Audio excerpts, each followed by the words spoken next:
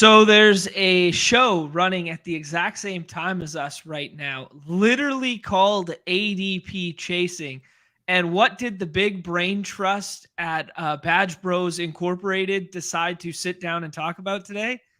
How about ADP? Wow, what an absolute fuck up on our part, eh, Ness? Hey, a little competition's good for the market. It's good for It's the good for the market, you know? brand. Yeah, it elevates our game. Like, all right, like they've got actual charts and visualizations. Well, guess what? We've got unique takes and points of view. So you decide. You decide what's going to give you more value in your Yeah. in your drafts moving forward this You, summer. you want facts and reason, or do you want the guy in the cardio club tank top? All Come right, on. here we go. Who's out here? Who's out here doing it for real? You tell me. You tell me. Oh man, I love it. Let's start with hoops, man. Yeah. Okay, Chip brings it up there, man. Chip's always got a good one-liner for the fellas. Iron sharpens iron. I mean, we're gonna Damn watch straight. both anyways. Damn straight. Let's start with the hoops, man. We wrote off the Heat way too soon. And I mean, it was a setup last night where it looked like things were going to go poorly for the Heat. You know, Caleb Martin, who was, I mean, probably should have been the Eastern Conference Finals MVP, if Yes. not should have been, at least like, 1-for-1 in terms of vote getting. He's banged up, legit Q tag, isn't part of the starting lineup. Spoelstra goes back to that Kevin Love lineup that all of us as fantasy bros weren't about, but from a real basketball standpoint has been amazing on the defensive glass. Yeah, man. And then it just looks like they're playing rope a dope all game long, looking like they're just hanging on by a thread. Yeah. And then all of a sudden, when you look up with 5 minutes left in the fourth, they're the team with a 10 or 11 point lead, not the Nuggets. This team. It was crazy, man. I left my living room and it was the start of the fourth and the Nuggets were down or up 8. And when I came back like 6 minutes later, the Nuggets were down 6 and I had no idea what the hell just happened. I had no idea what just took place. And it seemed like the Heat were just in total control from that point forward. And yeah, maybe wrote him off a little too soon. I mean, the Heat just being a little frisky, being a little pesky. This is, Yeah. I mean, this is part of the thesis. If the Heat are going to win, they got to take one at Denver. They got to take one at Denver. Right. I mean, that's how they got every other series was they took one on the road, right? They took one on the road. It'd been game 1 in the past. This time they steal game 2 on the road. Man, this is a series now. Like this is a legit series. So that adjustment in that window of time, which you stepped away, the Nuggets closed the third quarter with an 8-0 run, maybe a 6-0 run or something like that. Yeah. That kind of like in the last minute, right? Something like that. Gave the illusion of momentum. Right, exactly. And then Spoelstra just puts on a clinic, man. Jimmy goes to the bench, or I think he was maybe on the bench at that where they do the wraparound at the quarter there. But they did something that they hadn't been doing in the past, and they brought Bam out of the paint. And they made him a facilitator at the top of the key. And like everybody knows Bam's strengths are, offensive glass.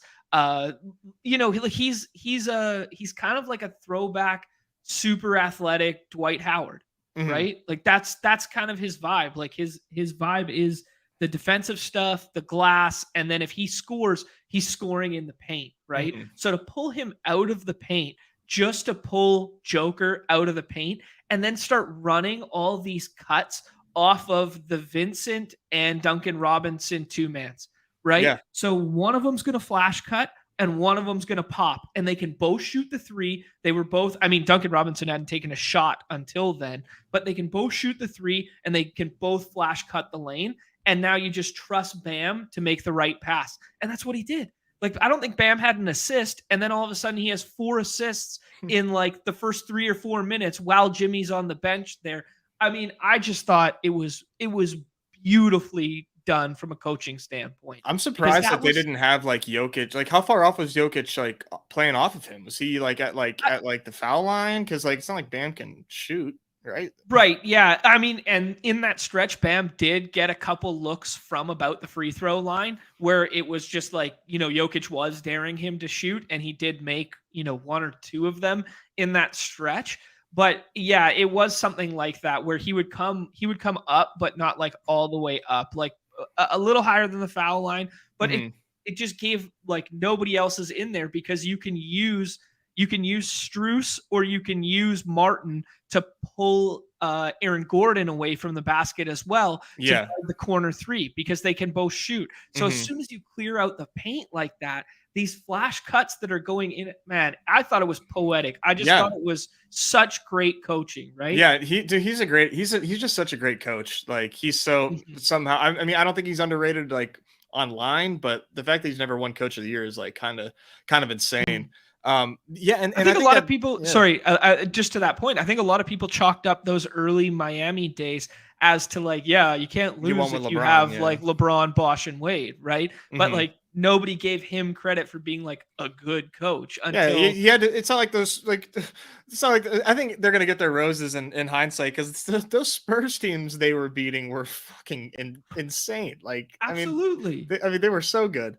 Yeah, I think that giving Bam the ball, like letting him like get at the top of the key and be a facilitator makes a lot of sense because like you said, if Joker is like playing off, and even if he is, you can still like rub off him and then like do a little like pick and roll, pick and pop type stuff because there's no help on those screens if Jokic is playing so far down. So that's smart. That definitely opens up like a lot offensively for them. So man, good for Spoelstra, and I'm just glad this is a series. Like Yeah. I'm not worried that like I said that this is going to be like a joke of a series. I want to see a good I NBA want to see a Finals. good, God damn yeah, it, you same, know. same.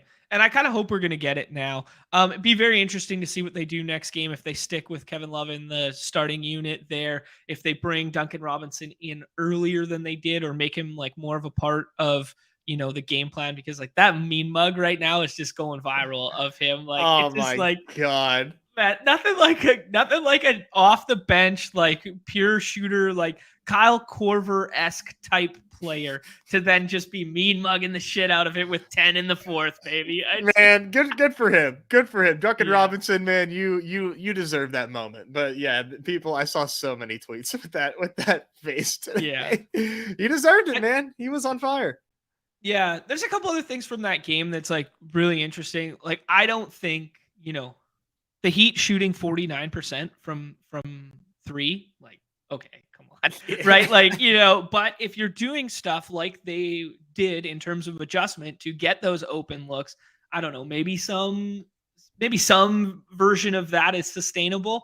But then on the flip side, I mean, we're looking at Jamal who I mean, Jamal's been playing out of his mind up Yeah. until, the last. I mean, he's still been playing very, very well. He played very well in game one, but the combination of Jamal, Michael Porter Jr., and KCP are 10 for 38 from 3 right now.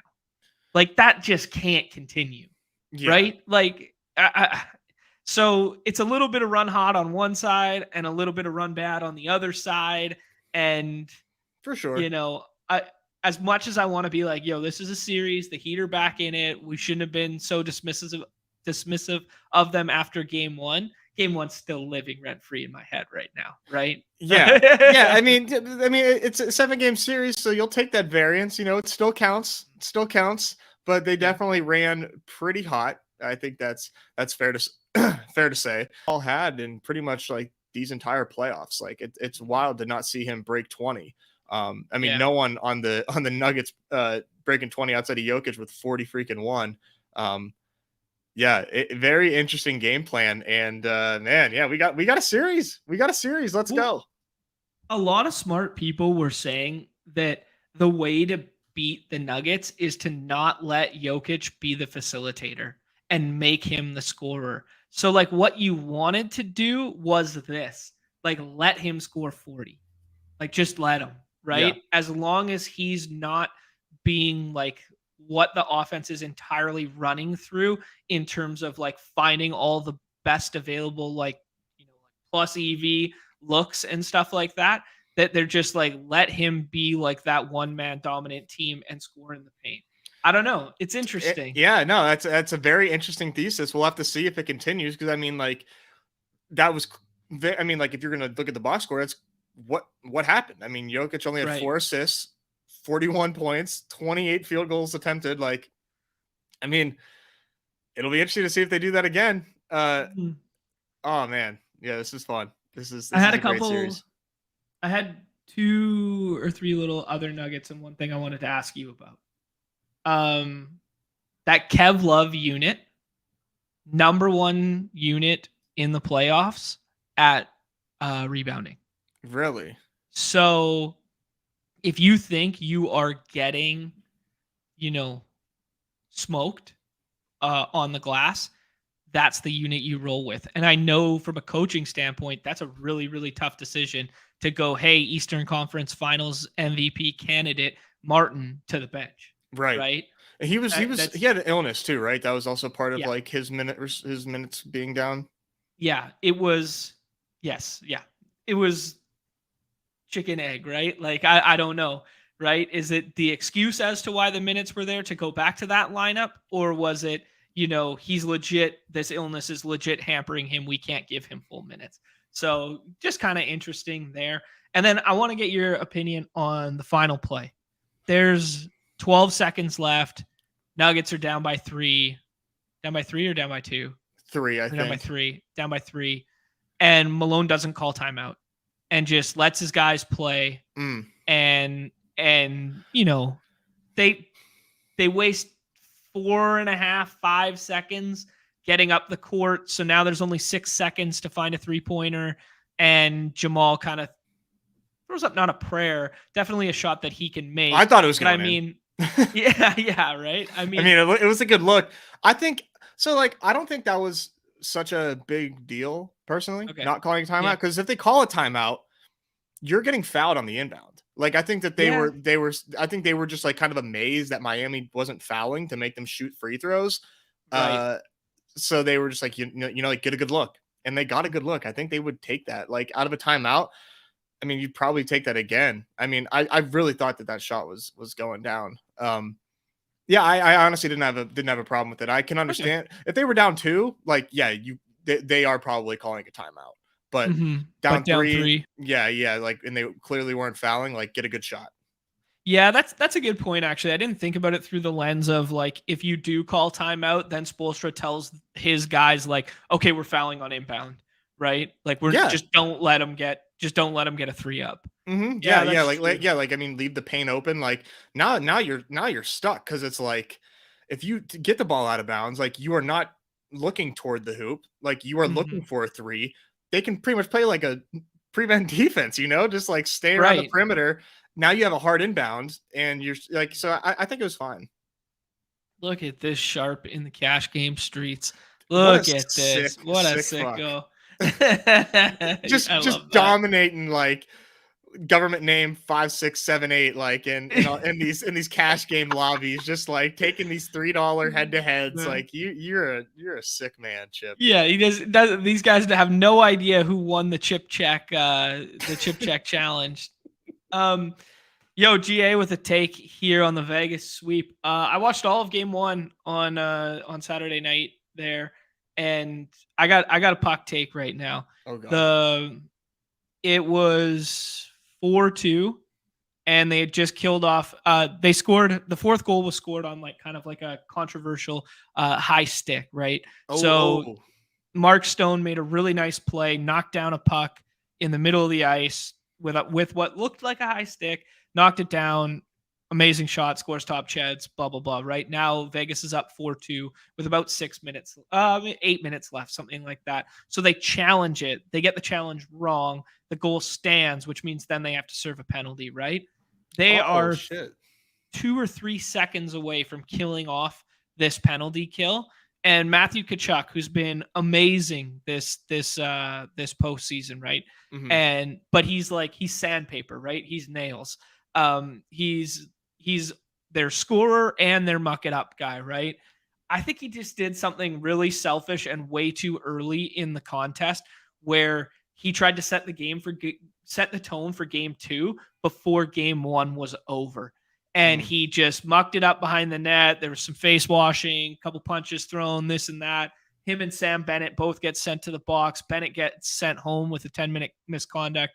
Anyways, it puts the team then at a deficiency where they have to now kill off another penalty in a 2-goal game with 5 minutes left, and effectively ended the game with kind of like this selfish act, is as I deemed it, which was, I get it that that's your role and that's your set the tone, but I think you do that in 3 more minutes. You let that game play out a little bit more, because there wasn't like a huge incident that allowed for it. Like, yeah, they were shoving at the goalie. Yeah, there was, a little bit of contact, but it was nothing like insane that really, I don't know, that should have pushed that antic. So And I feel like I think, don't they have a different tone setter than him? He's like their best player, is he not?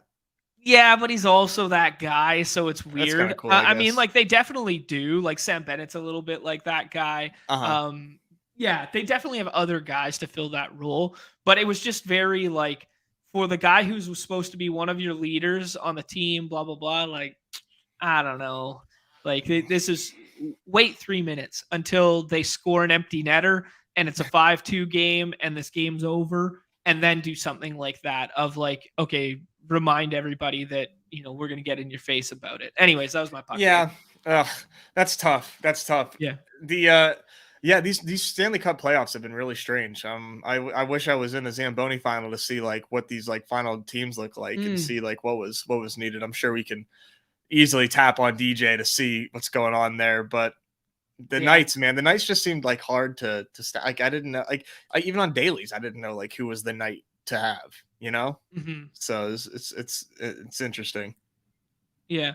Chad with an interesting point in the chat here. He says, I like letting the guys play, but Denver had multiple timeouts, so they could have played the free throw game as an option too, seeing if Miami would miss one to make 2. And yeah, yeah, that's kind of where my mind went too. But I thought Nez brought up a really good counter to that in terms of like, they wouldn't just let him get the 3 off, and there was only 11 seconds left. So yeah.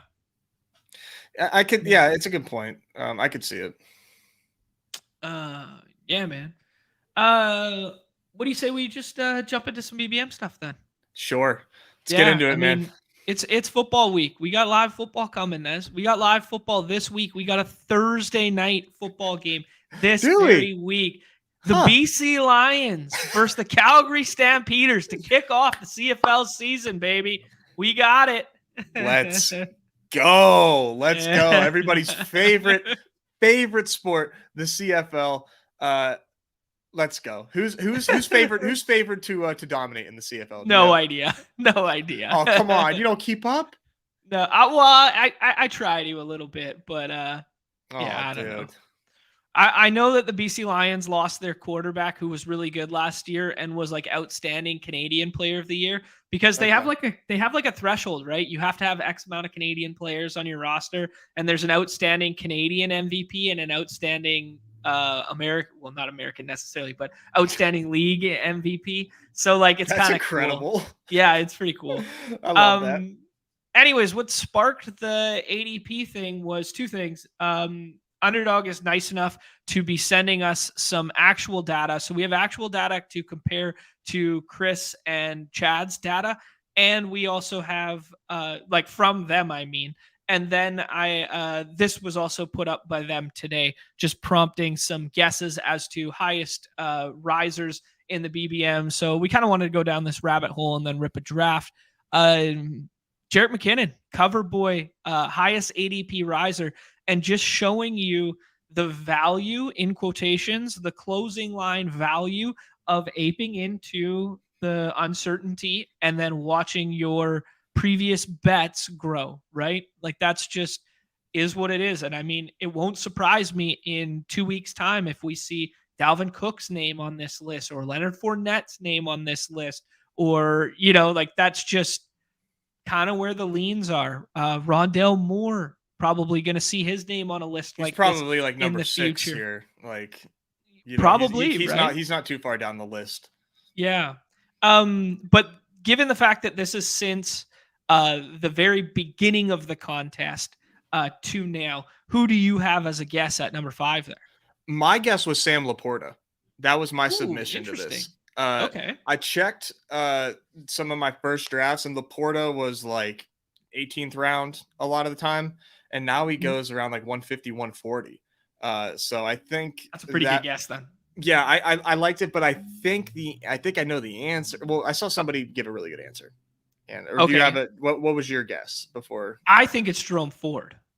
I Mm. think he was going undrafted and now he goes drafted in every draft, and that is enough to get 38, 40 spots. Maybe not. Maybe he isn't high enough yet. Uh, but He's I at that least was the up like first 20, I think, since the yeah, since that was the name that first came into my head. good guess. Um yeah, okay, so who do you think? I saw somebody say Dalton Kincaid, Yeah, I could see that. but I thought I Kincaid mean, would have been like number 2 on this list. well, I thought Dalton Kincaid was tight end 11 like the whole damn time. So, like ever since the draft, I thought he was just like there. So I don't Hmm. know. But we I can s- look. We can yeah, look. I was looking at some of my early drafts. I saw him go late, so I wonder if this is like actually like after like ADP reset the first time, and it's like where Mm, was it from here? Because I thought Kincaid would have been like top 4 if I was doing my math correctly, which made me think maybe Sam Laporta actually. I'm not sure. I mm. mean, both those guys have risen quite a bit since like the contest launched. Yeah, I'm not sure. I'm very excited to see who it is though. Yeah, me too, actually.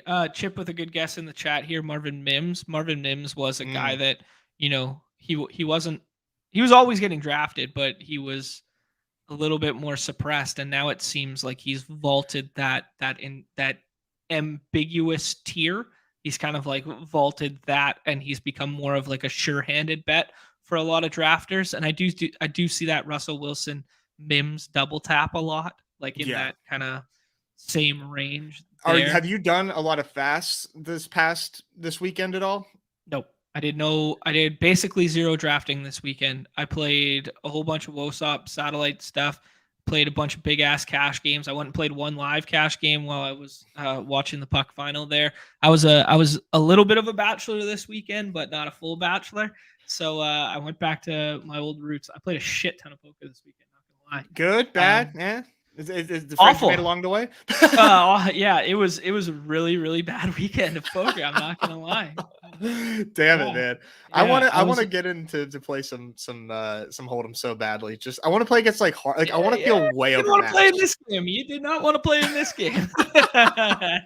Just getting like when you have a bad set of like hands or like a Yeah. bad, bad tournament, whatever. Like how much of that is like, oh, that's on me versus like I didn't get any good hands or I didn't get like, I ran bad. Like I don't know how you can differentiate like in a small sample.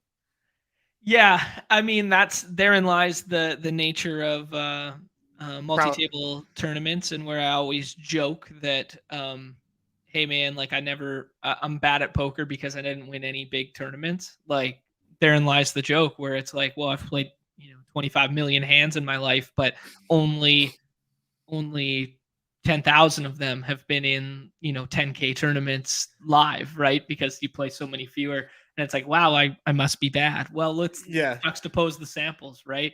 That's why live poker will never die, though. That's the inherent question there, Nez, is because when is it variance? When is it sample size? When is it, and you can never really figure that out in terms of like live. And that's why the Yeah. poker player meme is always going to be the poker player meme is always going to be a LOL variance, but it's just you sticking the stick in the spokes of your own bike, right? Like that's what it is, man. Yeah. Yeah. Um, It's yeah, but like as you play like longer and for a living, what we deem like a cooler, what's an unavoidable spot, what you're gonna lose every single time in that given spot, versus okay, I made a questionable decision and or play here. I defied my uh, base understanding and deviated because of a live read or a situation like that. Anyways, yeah, so the there's reason I asked about the uh, drafts, sorry to go back yeah. to the point, was that like the Avalanche has gotten worse. Like it Mm, went from like bad to badder Dude, it's insane now. I felt like Yeah. so way more than like like the puppy 2, especially because I've been trying to do Mhm. most of those just like fast, just like crank those out 2 or 3 at a time. I've never had so many moments on the clock where all I see is like a sea of green. It's gotten like Mhm. way worse, and it feels bad. Like I went from like feeling like uncertain to like yeah, like I really feel good, and now I'm like, oh my god, like I just like cannot keep up with this fucking market, and it's insane because we're playing half point PPR, and it's like Mhm. but like you cannot get buried. Like, so you have to adjust. And so I end up reaching on wide receivers. And I hate when I'm reaching on wide receivers because it feels like I have to. Like that is when I feel like I am making bad decisions. Yeah. So I mean, this is exactly what Leone was alluding to right now. His tweet this morning was the wide receiver push on Underdog will not stop. And you just see like the deficiencies in here is quarterbacks down, running backs down, wide receivers up always, right? Like that's literally straight to your point there, Nez. Actually at the bottom of that chart, I'll zoom out there because the bottom of that chart actually says Bateman and Elijah Moore, which also would be two candidates for the previous question, and which also would be what Charles is suggesting there. Elijah Moore is an interesting one I there. wonder But why yeah, I know he's what you rising. mean. That's interesting. Yeah, actually, it is very interesting because if there's a little bit of smoke around DeAndre Hopkins rising because he Yeah. might go to the LOL. Browns, Yeah. That one would says think that the inverse would be happening that's with what I'm Elijah Mitch or yeah. Elijah Moore. Yeah. Yeah. LOL at the he actually has Jets on there. But maybe it's like a byproduct of like people getting Hopkins, stacking Watson, and then Mm, reaching on the Elijah Moore stack. I wonder if that is a yeah. potential symptom of the DeAndre Hopkins sweepstakes. Yeah, very interesting. Yeah, so you do bring up a good point because like not being in the fast streets this weekend, I don't really see it in all the slows that I have open right now. But yeah, like if has the entire market just become piss boys, right? Like They have. has it skewed so far the other way that like, you know, instead of building out these six, like Hayden alludes to, these six elite wide receivers paired with one elite passer, and then you just go ahead and take 7 or 8 running backs on those builds. Like has that pendulum swung so far that that is not even viable and or optimal now? Maybe it just because the quality of your fifth and sixth wide receiver that you are now getting comparative to the one in which you were getting in the past is not right. Like your Yeah. fifth and sixth wide receiver in a build where you take 6 inside of the first 8 rounds is now actually wide receiver 80 or like wide receiver 65 instead of it being like wide receiver 40 and you actually getting an advantage over the field.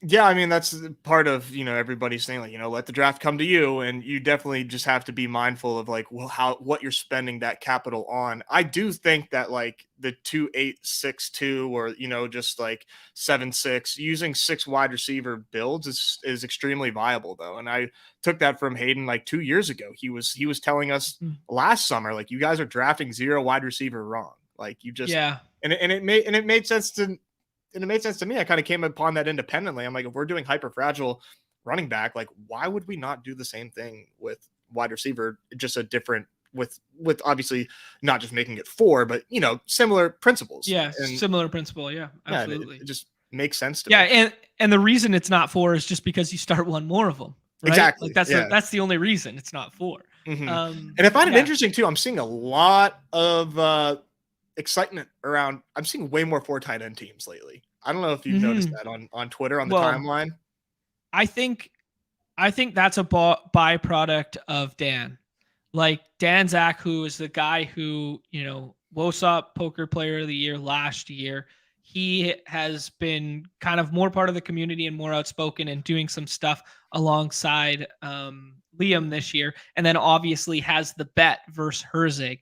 And him being like, hey, I'm taking player takes out. I'm doing the simulation thing. I'm doing the poker thing. I'm doing the GTO. Like that's literally what he is doing with these contests and how he thinks he has an edge. And I tend to, I believe in it theoretically. I'm not sure if I like it as much when it manifests in 4 tight end, but that's what he's kind of been doing. And I do think the smart tapped in community, especially on Underdog comparative to other sites, just because it is such a niche bubble of like true sickos.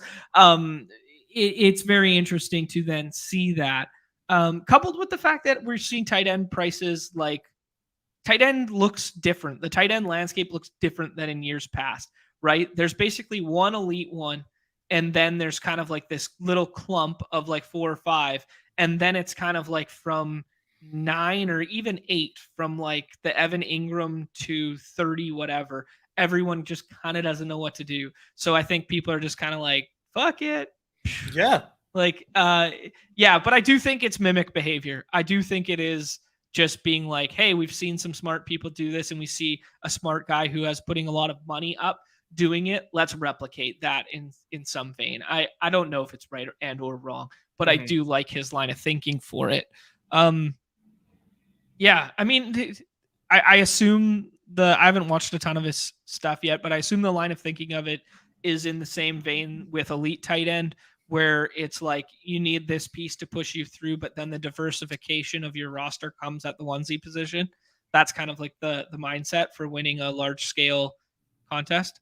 Yeah, and I mean, if you hit more than one, like one can be flexed. I think Yeah. there's a lot of different like ways to look at tight ends in that. Like I'm planning on doing way more 3 tight ends than I did in the past, and just trying to let myself be okay with that because of the the fact that they can be flexed, and instead of looking at it as like a low scoring position, maybe it's a variant, treating it like a highly variant position instead, and Yeah. instead trying to moneyball it, instead of trying to how do you replace Travis Kelce if you don't have Travis Kelce? Well, you just find his production with 3 tight ends, sometimes Yeah. 4. I've done 4, and try to just like capture a bunch of spike weeks. And I think it even makes more sense because you have the ping pong potential in the playoffs, I where like it. Yeah. you're capturing upside Yeah. of various guys.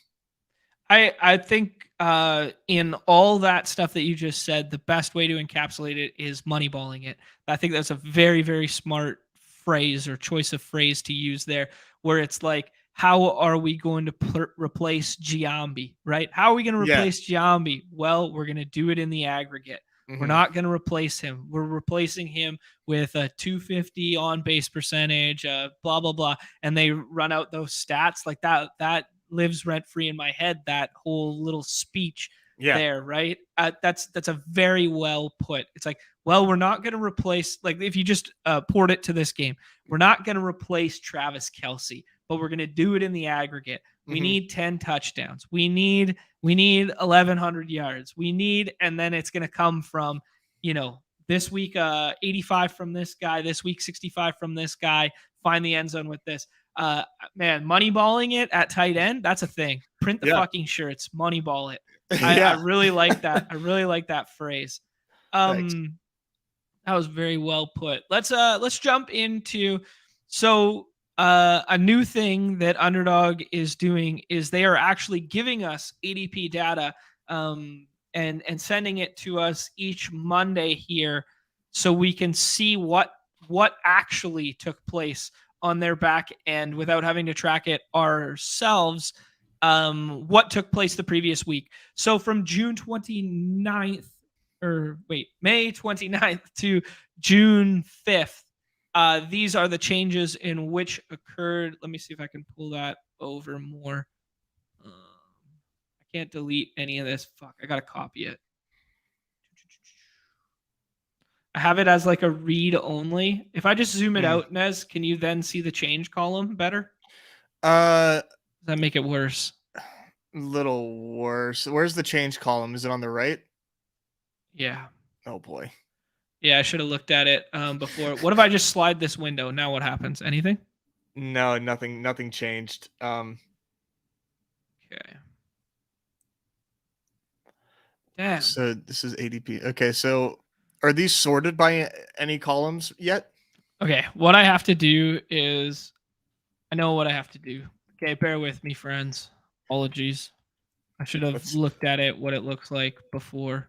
Oh gosh, let's see Dude. John navigate this in real time. Doesn't even know that you can do sheets.new to immediately get up a new sheet. We're off to a good start. Yeah, we are. Okay. Gonna control We're off V to this, or is okay. he gonna right click Yeah. paste? I control V'd it, so now we're just ticking time bomb. Let's see what happens. Oh, is it loading up the clipboard, or maybe it didn't Yeah. even copy? I'm getting the ticking time bomb, so I think I copied successfully.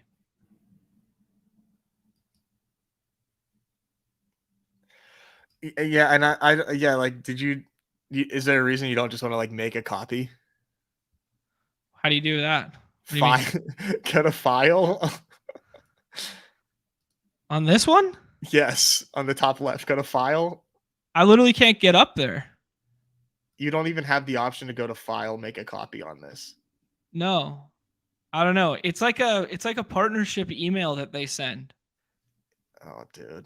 Yeah, like I literally can't like treat it like a normal Google Doc sheet. It's weird. And we can't, and you can't, they don't let you sort it. Oh, dude. Yeah. John. Anyways. Classic, huh? Classic John. Boomer ass. So we Okay. were gonna do some analysis. No, but like we just can't see that last column. That's super annoying. Okay, but I'll fill it in as we go here. It's all good. Like the ADP changes in that far right column, but you can still see the player names and stuff. Ignore the first three in Ray McLeod. Yeah, Steeler whatever. Who legend. cares? Yeah. But the first two, Rondell, Taekwon, Jerome Ford is right there. Rondell up 19.5 spots here. Interesting. Yeah. I think it makes sense. But Sam Sherman of ADP chasing, he put out a question. He's like, who do you think's going to start alongside like the little Marquise Hollywood Brown, who is like 5'8"? Is it going to be like 5'5" Rondale Moore, 5'4" Greg Dortch, or is it going to be like the 6'5" chiseled out of granite Michael Will? Like, who's it going to be? You know? Yeah. Good question. What kind of rinky-dink offense are they going to run there? We really don't know. We have no idea. But I think the Rondale Moore, it makes sense. It like obviously with Hopkins out of there, but Rondale Moore, dude, he just like doesn't run any downfield routes. Everything he gets is like at the line of scrimmage. And I don't think we will ever get like anything super awesome out of him season long. Like, yeah, you could potentially get like a big game. Sure. Maybe he finds the end zone a couple times because he breaks one off. But like his profile to me is just so risky. Rondale, What do you okay? Yeah. Well, okay. So what do you think the difference is making the Rondell bet in the 13th, 14th round and making the Greg Dortch bet in the 16th through 18th round? I think Greg Dortch does more like true receiving work. I think he's So you think it's a better play? It's better to wait and better to do that. I mean, I hate to be on record and saying like Greg Dortch over Rondale Moore, but like, yeah, like Rondale Moore has like you'd be lucky to find like enough Rondale Moore highlights to show like what Greg Dortch has done as like a real receiver. Yeah, I don't know, man. And I was gonna put out a tweet about Tyquan Thornton, by the way, that like taking him where he goes, like it feels like everyone's like dirty little secret, you know? Like we as a community are collectively like not giving Tyquan Thornton the true ADP he deserves right now. And we're just gonna let him sit in the 14th and 15th where he goes every single time and just take him there when he's there because that just feels like stealing. I don't know, man. Yeah. I know we got to see it, but we saw a little bit, and no Jacoby Myers there now. Like Juju's role is so like different than, in my opinion, than what like Tyquan's will be when the season starts, and I think he has a lot more room to run. I mean, I scroll down for Tyquan all day. Yeah, I'm kind of about that too. I was joking with Hayden on Twitter there earlier that one of my favorite backstacks right now is just like it seems perennial that Mac Jones, Taekwon plus Hunter Henry or plus Mike Gesicki or plus Devontae Parker is just always there. If you fall out of favor with an unstacked team right now, it just feels like it's always there if you want to spend your last 3 picks on it, no? Yeah, it's there every time. Like the Gesicki over Hunter Henry is pretty funny Yeah. because Hunter Henry is like the second highest paid tight end in the league. Um, Yeah. is still like fine, like Mhm. still better than Mike Gesicki. Like he's pretty much at every juncture of their careers, he's been the better tight end, just maybe not in a better situation and or hurt. Yeah. I just find it kind of strange. And I don't know what the hell New England is doing, dude. They keep bringing in tight end, like they brought in Jonnu, like for Yeah. nothing. Brought in Gesicki, like dude, like what are they? Like what? I don't understand. They're What hanging on to the past, man. They're trying to recreate that Gronk and Aaron Hernandez. Just we have one way to play ball, and this is how we play ball, and we're gonna try and recreate it and find that talent along the way, yeah, opposed to creating scheme that fits the talent in which you already have. Yeah, I think the Taekwon one's quite justifiable. The Jerome Ford one, we've kind of been on record to say we liked it early. Now it's catching a bit of steam, and everybody else is getting on it. Like, if Cleveland's for real and Cleveland's making moves to be the best team in that division, and they do something like the DeAndre Hopkins move like that, there's no way they go into the year with just Nick Chubb and Jerome Ford. I totally agree. I Yeah, totally like agree. I don't like looking. I don't like doing like this. A lot of this depth chart analysis stuff with guys that are second year running backs that didn't get like any run rookie season. That to me mhm, feels extremely trappy. And maybe I'm just like, uh, yeah. to As you use sit the there with Cleveland your Zach buzzword Evans pattern. bags. Hey, No, at least he's a rookie. first year. Yeah, at least he's a first year. He's a rookie, and they only had like Kyron Williams there, and I think that there's No, room. I'm kidding. I know. I just want to like. I've thought about that too, and like the way that I'm justifying it is that like I think that there's shiftable pieces on Mhm, in the Rams and what can be done there. But yeah, Jerome Ford, like I respect everybody's like player takes, and because there's some really sharp people that really like Jerome Ford and really like mhm, Ty Chandler, and these running backs that like just because they're like the next man up, like we see it all the time where like an injury happens and we think like, okay, we've got the next man up, and then a dusty vet comes in and they just trust these veterans more than these like rookies for whatever reason. It's just I just kind of like picking your spots, I think kind of makes sense. I don't know. All that to say, like I am waiting. Like I'm not taking Jerome Ford at this cost. yeah. Like absolutely not. Okay. Now that we're on it for a hot second, I just want to bring one thing up. Um, Jerome Ford, Alabama running back recruit, right? So back in 2018 or something like this, it gives me Kenyon Drake vibes. Okay, let me run with this for a second, right? He goes to Alabama. He looks at a backfield, or it gives me Alvin Kamara vibes. Oh, Not in terms of player comp, not in terms of player potential, just in terms of path to the NFL.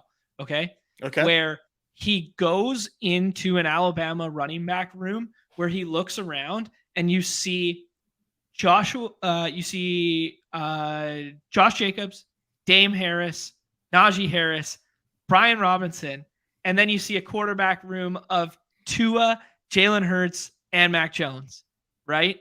Uh huh. What do you do as a youthful running back who wants to see playing time? Well, you You don't stay leave. at you don't stay at the 33rd Right. NFL team. I'll tell you that. Right, exactly.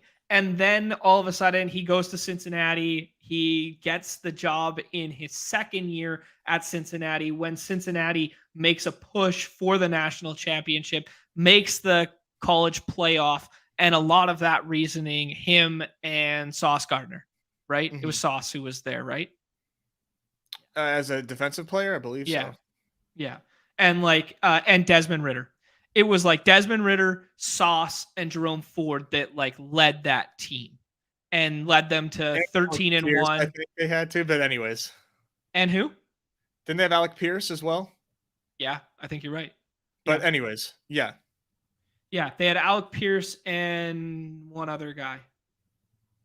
Anyways, yeah, you know what I'm saying with the thesis here is it reminds me of like, you know, these guys that we buy into as super talented who get recruited to big schools who then kind of like don't perform, but it's not their own, it's not their fault that they didn't perform. There was 5 NFL running backs that were going to the National Football League in front of this player. It doesn't make him a bad player. Then you see him get a starting job. That team all of a sudden goes from like when has Cincinnati ever been like mentioned in a national capacity, right? As like, Mhm. hey, they could be in a national championship contender this year. Like, what the fuck?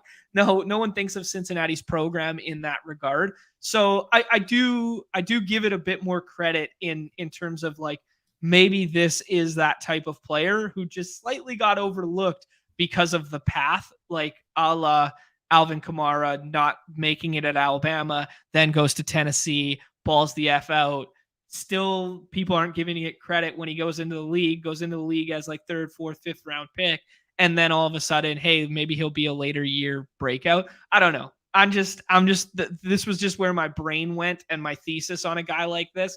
I don't know if there's anything actionable or any merit to it, but yeah. Yeah, no, I think that like that makes sense, right? Like if you were going to use those data points, like okay, this dude was an SEC running back. Like let's Mhm. let that and he had 19 rushing touchdowns. Like let's just let his talent speak for itself. I guess the pushback I would say is that like there was a lot of buzz with Kamara rookie season, and we actually got to see it rookie Mhm. season with That's fair. Kamara. I just don't, I do worry that like I'm writing off some of these guys too quickly, but the way that these rookie running backs have really been, it's like if you don't play like your first season, like forget it. Like you were Right. just like you were not going to see the time.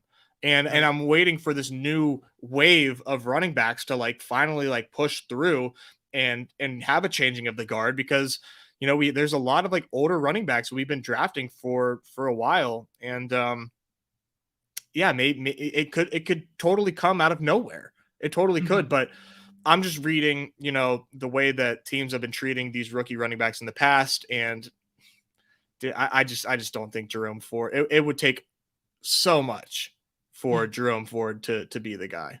Is how I see it. Yeah, BFFL adding to this too. Yeah, a little more NFL talent on that roster. Granted, fringe NFL talent, but couple names. Yeah, Couple good names team. there. Yeah, Yeah, underrated college team Tyler for sure. Scott. Tyler Scott. There was 2 Oh, Scotts on that team. Tyler Scott and I can't remember. I think it's his younger brother though. Pretty certain. And like nice. didn't really play. I'm gonna go ahead and if you guys want to join here, I'm going BBM. I am clicking in 3, 2, 1.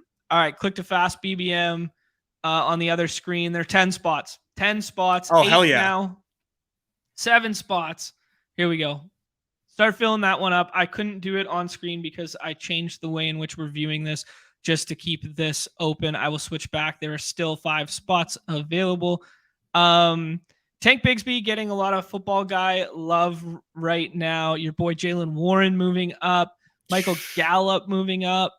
Antonio Gibson. The Alexander Madison one is only up 4.5 spots, but I think he was up a lot the previous week. One more spot in the BBM Yeah. there. That Marquise brought Brown up for mhm. Bateman. I mean, Bateman is still my favorite click in that range I right have like now. 32% Bateman, I think. It's a Yeah, lot. that was pretty. Yeah. It's a lot.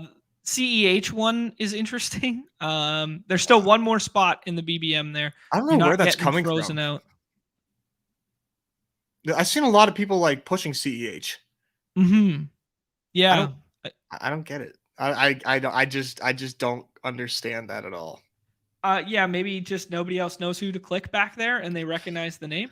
The 18th round is feeling really bad lately, I will say. Yeah. This my last few fasts, like I've just been like torturous, just trying to find an 18th round guy to pick. It used to feel good, now it's feeling questionable. And I don't BBM is full. let's go. I see. I'll bring it up in a second, but I see GA. I see Chip. I see Best Ball Viper. Yeah, I'll scroll over. It looks like we rolled the 12, so we can rapid fire some of this You at the passed end over here. real quick. One I want to bring up is Mhm. Brock Purdy being the highest rising quarterback Mm. in this, Yeah, and got and some and I good news. and I think he's got some more room to run too. I really do. Yeah, Brock Purdy or CJ Shroud right now. Mm, in a vacuum, Purdy cost adjusted, like Stroud is almost always there in the 18th. Okay. Purdy not so much anymore. And I Okay. like what you can pair with Stroud fairly easily. I don't. Mhm. It doesn't seem like Hopkins is actually seriously considering going there, but I wanted to go flip on the other side here oh to go to the red guys. The biggest faller being Jimmy G and Kyler Murray. So if you want to talk about the quarterback position, that's a good segue. yeah, There, obviously Jimmy G with the ankle talk and the failed physical, blah blah blah, as a potential. Is that smoke? Is it fire? Is it real? Um, yeah, there's the CEH narrative, best shape of there it his is. life. There it is. Um, yeah, just Jimmy interesting Jimmy G seems there. like an overreaction. I think most people think that he's going to play. Okay. Khalil Shakur, interesting. You see the Dalton Kincaid rise, but then the Khalil Shakur fall. Um, interesting. And then Pacheco falling in tandem with the CEH rise. Same thesis for Trey Lance. The Dalvin Cook fall was one I kind of wanted to bring up. Is I think him getting cut is a good thing for his value. Um, he feels like a guy who's only going to rise from here. No, like where could he land? I saw the question posed to Pete earlier this morning. Like where could he land? Where we're like, yeah, his ADP doesn't rise, I know. It's a great right? question. It's a great question. And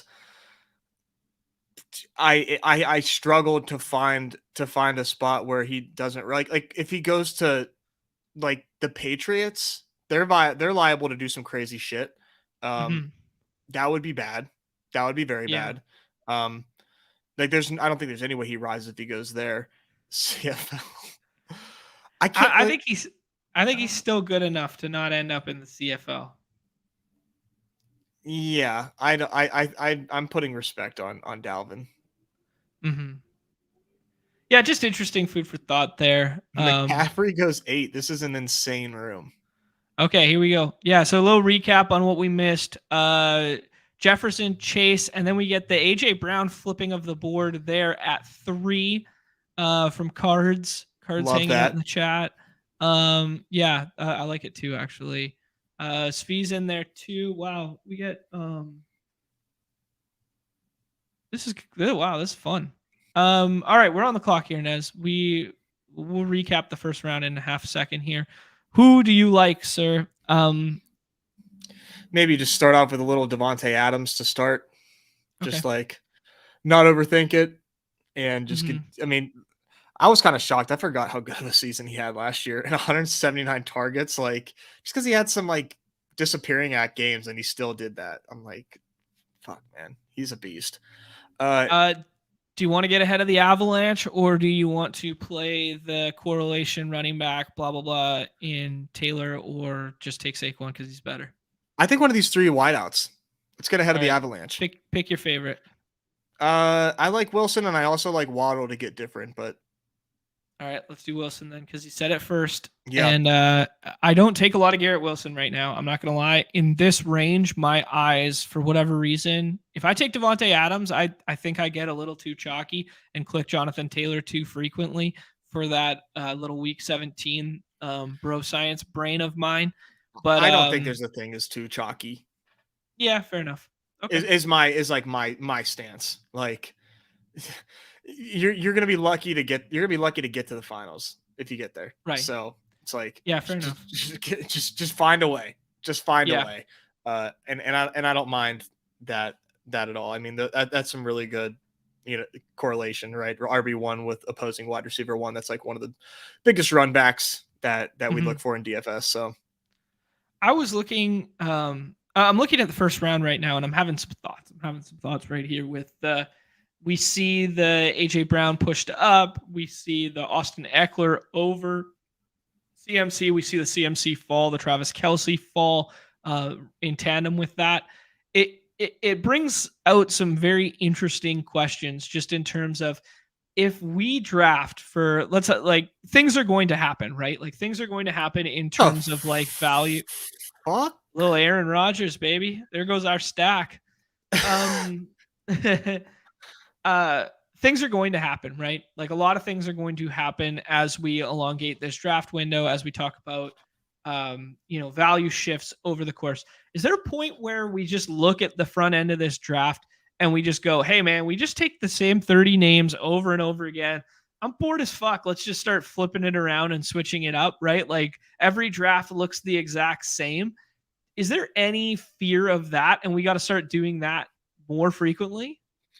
I think if I'm doing that, I'm gonna be doing that at like the 12 hole and not the front of the draft. I think the front of the draft, you don't really want to overthink that too much. I think if you want to take a strong stance on Cooper Cup being like 101 or 102, like Yeah. that's cool. Or like any of those like first Whoa. That four. was an absolute snipe job from Best Ball Best Ball Viper Viper is hilarious for that. Oh to, my to go with the god. Jalen Hurts when Cards is clearly setting up the I can double tap Philly on this side of the board if I do it with AJ Brown Who early. said QBs That are was falling? Who said that? wow. Look at This this. is this is a gutless draft out here, guys. This is yeah, and quietly sitting in the middle is GA just soaking up that Tyreek Saquon start. Yeah, That love that. is Yeah, ooh. just take the value. One Mhm. thing I've done at the 12 hole is done like Amon Ra with like Tony Pollard. Kind of Yeah. flip it that way. Get some week 17 correlation, get two guys that I think have like potential to pay off first round value. Doing stuff like that at the 12 and mixing up the who you pair there, I think is like a very like unique is a very unique start, but I probably wouldn't do that anywhere else. And maybe that's a hole in my logic in my game, but yeah. Yeah, I mean, dude, because like it's so hard to get there anyways, man. Like even with like even Right. when you relate it to baseball, like the teams that made it to the finals and in my dinger finals last year, like were not my favorite teams by any stretch. Yeah, no, I feel that. It's interesting because we talk about the daily contest so frequently, and then you compare them to this, right?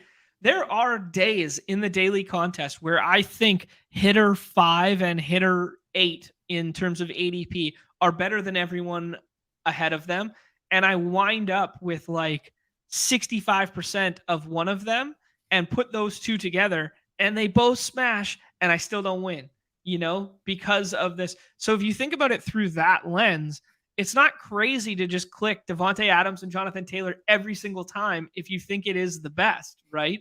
And you click it every single time because you're giving yourself outs at different combos at the backside to go along with that in tandem. Now, if you just draft the same team over and over again from that point forward, I do think it is overstated, though. I do kind of want to agree with you guys there because, yeah, Oh, we almost got Ramondre all the way back. I would have lost my mind. um, wow, we could have done a little Andrews Yeah, that would have Lamar been too. That would have been sick. fun.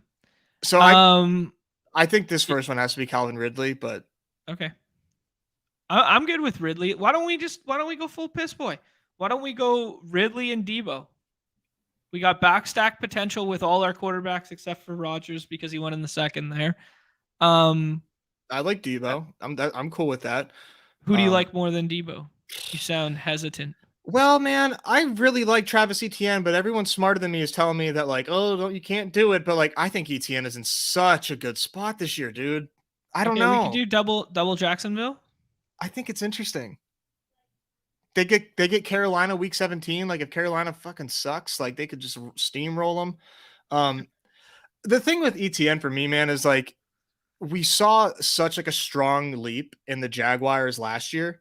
And like it was pretty much like only ETN as the guy. And like, yeah, he had like some good weeks, some bad weeks, but he was always like one of like the top, like a top-ish play.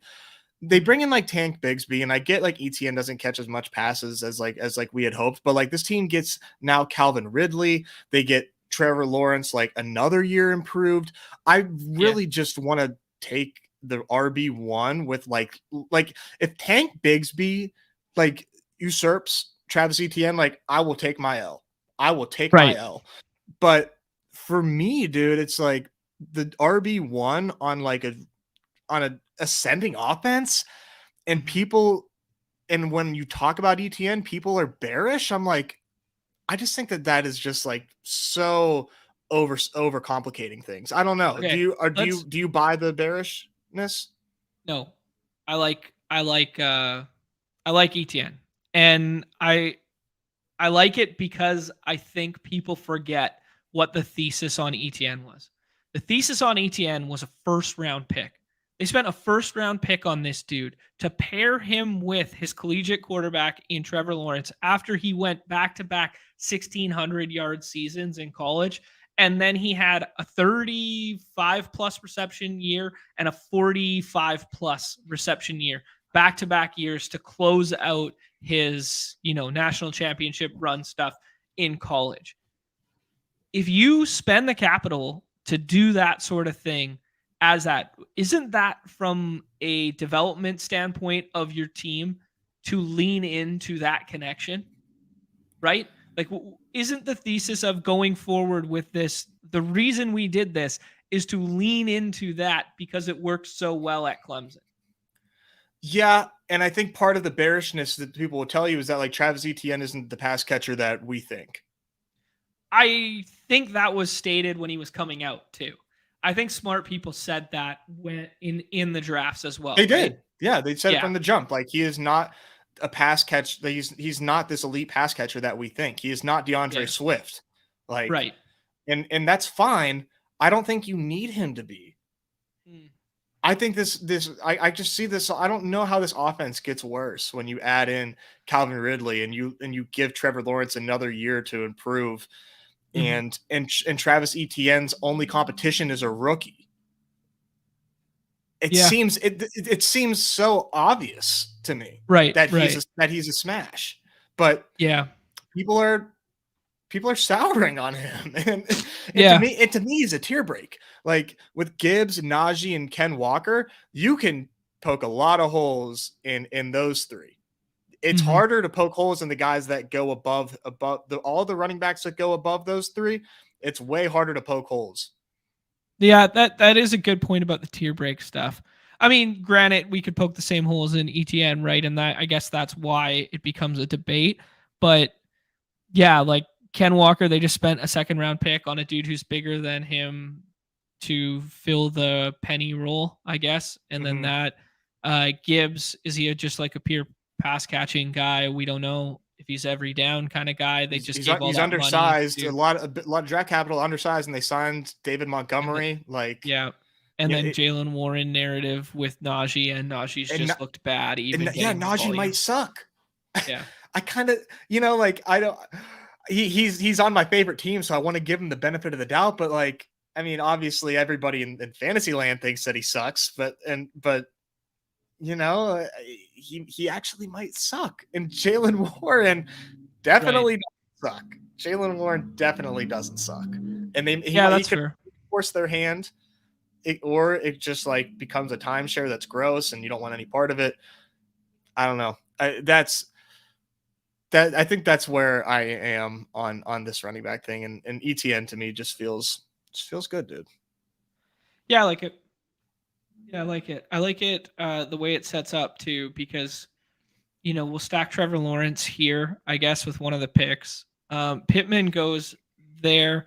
We could go again with wide receiver, or we could take kind of like our favorite of the bunch of these kind of like falling running backs, or go the elite tight end route with Kittle. I think Kittle maybe. You can make a pick here. I mean, Lawrence might fall. Well, I think Lawrence has been like free falling, is what I will say in my fast. But if you want to just like, I kind of want to just do it. Okay, that's fine. With Kirk on the other side of the board, when we set up this bet with the double jag stuff, getting Ridley to fall, I think you just take it and forget about it. I agree. It's fine. I might make the bet here on like the Mixon. Son runs his way to being like more important than this tier. Okay. But Kittle feels safest. I don't have any Mixon yet, and Mixon, dude, yeah, yeah. Kittle feels safest, and then he also gives us an out, though they share the same bye week, I guess, in Purdy. With our quarterback right now. Yeah, Mm-hmm. which is kind of like, well, great, I guess. There's some commanders that are in like nice spots that we can try to get some correlation with Kittle. Yeah. Yeah. Mixon is going really high on other platforms. Yeah. He's going way higher. This still feels like pretty inefficient where he is, but that being said, like I still don't take him. I still don't Yeah. take Joe Mixon. And I think I should probably change that. I think. Yeah, I mean, if we're looking at like this being like, well, as we always talk, the IKB window, the closing line value window, if we're looking at it like that, I mean, he's amongst one of those guys that we pinpointed who can be one of the highest risers at any position, right? If we're looking for guys who can rise, it's going to be like Mixon is one of them, right?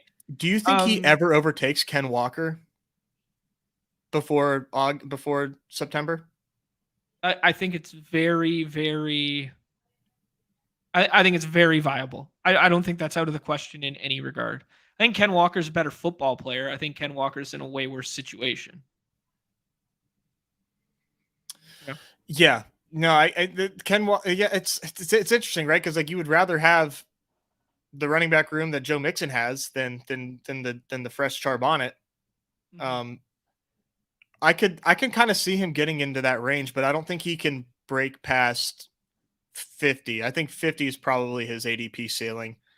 Just because he had a bad season and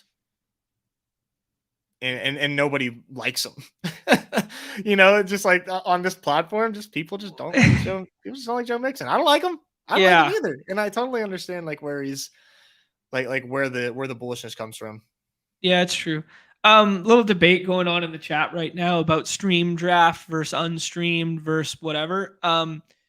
There is some merit to be said that there is EV to be gained in drafting in, non-badge rooms, in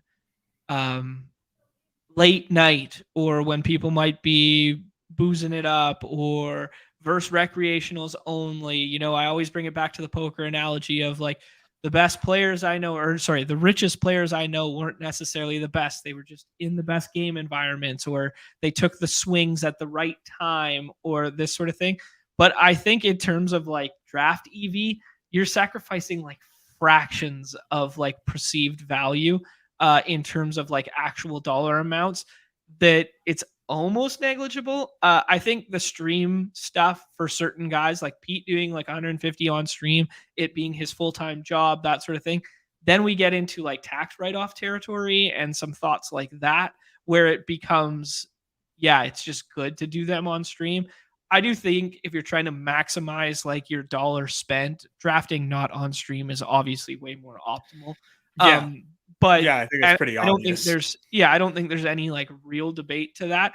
But I also think that if we're looking at it in terms of like actual dollars and cents, I think this team's EV drafted on stream is like 23, 22 bucks or something like that.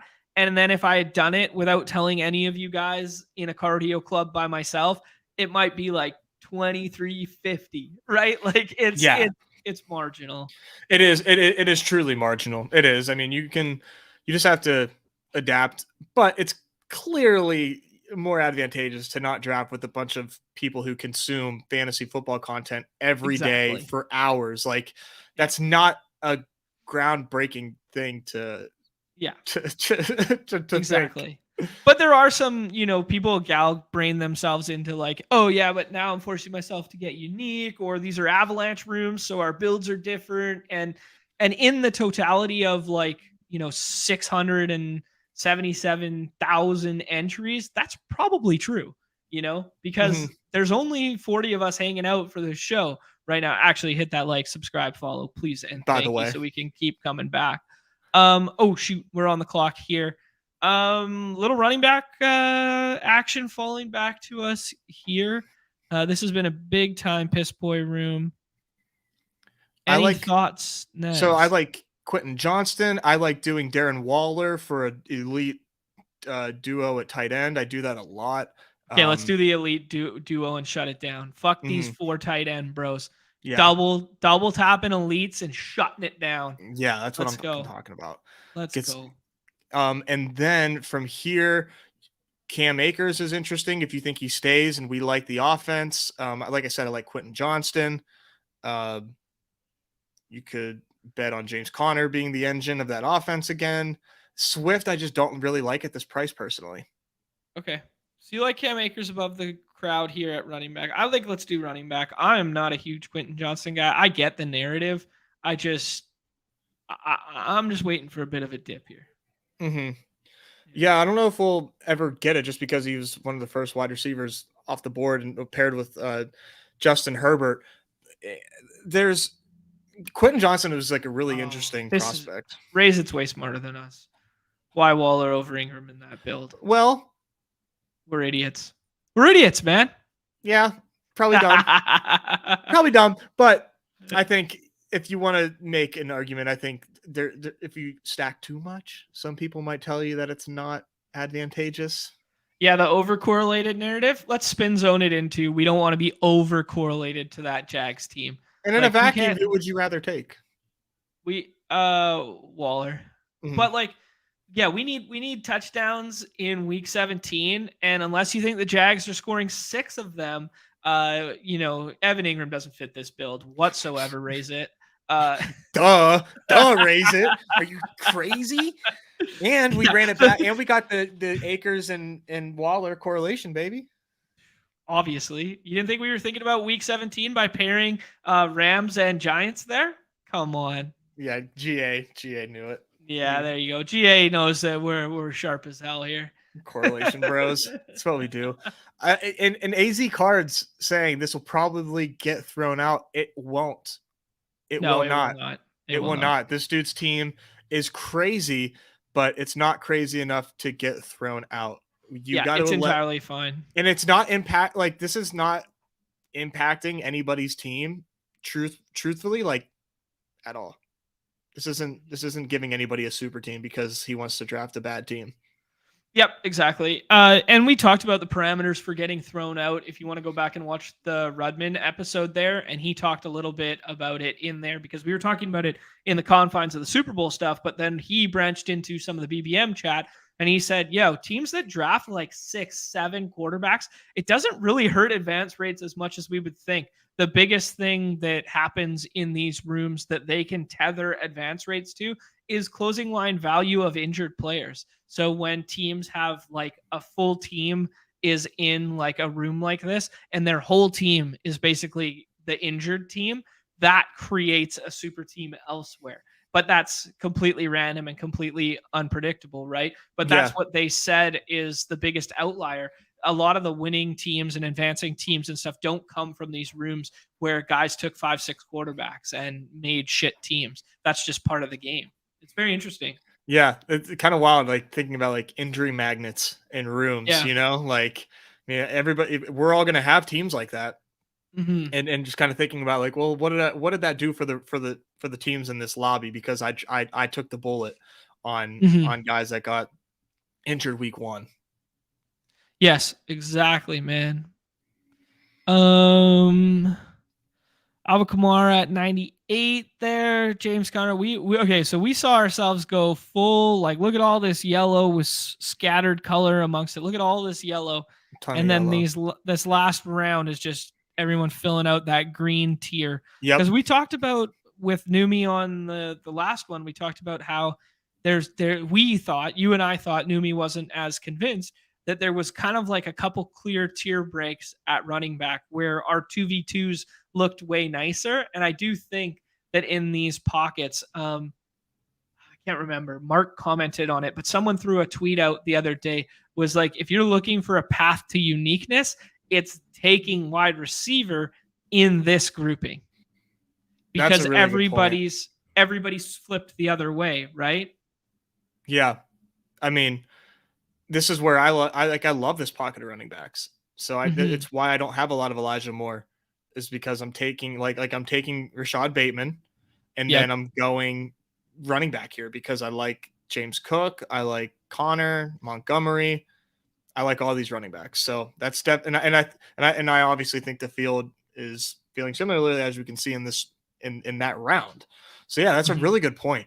Just thinking about like who these guys are surrounded by. Mm-hmm. I got a question for you. I have been thinking about, these kind of like pockets of undervalued quarterbacks right now. Dak seems to be a dude who always falls. Tua seems to be worth more than where he's going right now. I guess some of it's injury concern and whatnot. But is there merit to taking these pocket passing style quarterbacks, the ones that don't have the rushing floor, that aren't going to score rushing touchdowns in this area when you can't backstack? So I think Tua, the reason he falls and or will remain discounted is nobody drafts Tua unless you already have Tyreek or Waddle. You know, nobody really takes Cousins unless you already took Hawkinson or JJ, right? Like, oh, we're back up. Jameson Williams fits this build quite nicely. I don't take a ton of them. I know you like him. I love Jameson Williams, man. He's the fucking truth. Okay. I like it. I think Mark feels similarly, so that makes me happy that you guys are on the same page there. Another week 9 bye guy, though, might have to be Oof. kind of careful of that. Oof. We could do the Lazard and kind of like bet on the Jets offense in Lazard plus Wilson, but do it without Rodgers. Kind of unique thought process there. I like it. How about Brian Robinson correlation with George Kittle? Yeah. Which one? I like Lazard. Okay. Let's do the Lazard one then. I do like betting on on that Jets offense. Okay.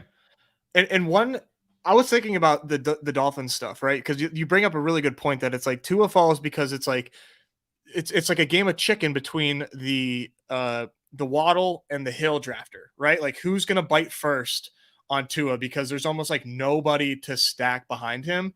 Mm-hmm. What if let me paint you a picture here. I'm listening. Dude just changed his government name, goes to Miami, sunny South Beach, gets away from the awful quarterback play that he suffered through the past couple of years, but has shown us that he can be the guy. What if Chosen Anderson emerges as a legitimate wide receiver 3 in that Dolphins offense, where so much is focused on Hill and Waddle and like good luck, and now you add this element of Chosen Anderson deep threat, because Tyreek is not a deep threat. Like, yeah, he can break off those deep balls, but that's not his game. Jalen Waddle, Right. he can break off, he can run a long route, but those long routes are not his game. Okay. Anderson, I think, a little undervalued. Once we kind of let the depth charts play out in training camp, I think we're going to see a little bit of Anderson steam in the 18th as like a pick that people like. Once you kind of look around and the smoke clears, and you like, who else is there? Yep. Why not a little Chosen Anderson? Trying to think about that a little bit. Okay. I mean, you want to talk about grown ass professional wide receivers? Well, he's like $120. Yeah. But like, just like grown as in old, as in 7 years in the league. Yeah. I like the narrative. I think we played into a little bit with that narrative last year with him going to Arizona, and maybe we got a little happy with that mid-season or whatever. Raisit's clowning me, dude. I don't think you know. Like, that really he's not a huge A-Dot guy. He has all the highlights that we see of him are like slate breaking 65, 70 yarders, but majority of them are yak. Like, they're 20 yards downfield, then he makes a dude miss, then he's gone. It's a 15-yard slant, and then he's gone. that sort of thing. It's less like, go route, win the one-on-one ball on the outside, right? It's typically like where he was getting most of his, like he does have like a above average A dot, but like and obviously he has the speed. Like I'm not saying that he can't do that. Like he does, but Mhm, like with the way that the Dolphins like have been playing, it's more just like yak, like you said, like trying to get the yak stuff. mhm. Um, I was looking at the other one. The other one, when you're talking about this conversation, is just it's interesting because the Cedric Wilson still there. Um, yeah, yeah. I don't know. Someone's going to emerge there. Braxton Brios. Like, Yeah. He yeah. does more like the intermediate stuff too, but I do think that there's potential for that. It's just like Hmm. that Hill and Waddle demand so much attention, or just so many targets that yeah, it might not might not matter, but uh, Right. somebody that might be on the field more, just trying to figure out who is going to be on the field there. Yeah, And those guys feel more like contingent bets. Like they feel like the Tyler Boyd bet, right? Like yeah, discount Tyler Boyd bet. Well, obviously not nearly as much volume or whatever, but that's what those feel like. Whereas the Chosen Anderson one is like you're going big time, deep threat, break the slate with like 3 catches for 103 yards and 2 touchdowns, right? yeah. I mean, Um, it's just like an 18th round dart, and yeah, for sure. you just got to wait and see what training camp says. But I do think that like that like these type of situations are what we should be like paying really really close attention to Mhm. like there's murkiness there, and Yeah. nobody's thinking to look for that right now. We should do a show right now on like the ambiguous situations, like the camp, who's going to win out in camp ambiguous situations, like the murkiest situations out there, because those will tell us spots we should be aping in right now. Hmm. Yeah. Yeah, I think doing like a deep sleeper type of show would be really smart. This is a good point. Defenses don't give him that go route anymore. That's why his game isn't necessarily that anymore. I like that. Um, Chad bringing up some invaluable information from the sheet, which kind of alludes to what we were thinking, that, man, Tua stacked 40% of the time, Cousins 43% of the time, and 30 because the times that Hawkinson doesn't, that this Hawkinson owner doesn't get him, it's because the JJ guy already got him. So just playing into the nature of like these stacks that are reemerging that are just like so obvious, that are just so easy to happen, right? Hmm. Um, I know you like Khalil Herbert. I don't really want to do the Adam Thielen thing, but it's a run back. We could reach a bit for a DJ Chark run back, but he might come back to us. Jarrett McKinnon just aping into the dude who keeps rising. I like Herbert, but Okay, let's do Herbert as one of them because I do think taking a running back with one of these 2 picks makes a lot of sense. We get a little ADP discount. Um, yeah, man, Herbert does feel like a guy who could just win that backfield. We could I also think he's do pretty the damn good. Jared Goff stack with Jamison Williams. Would you want to do 3 quarterbacks if we do that, or just like eat the bye week? Yeah, I don't want to do that. I could do Rasheed Rice. Sure.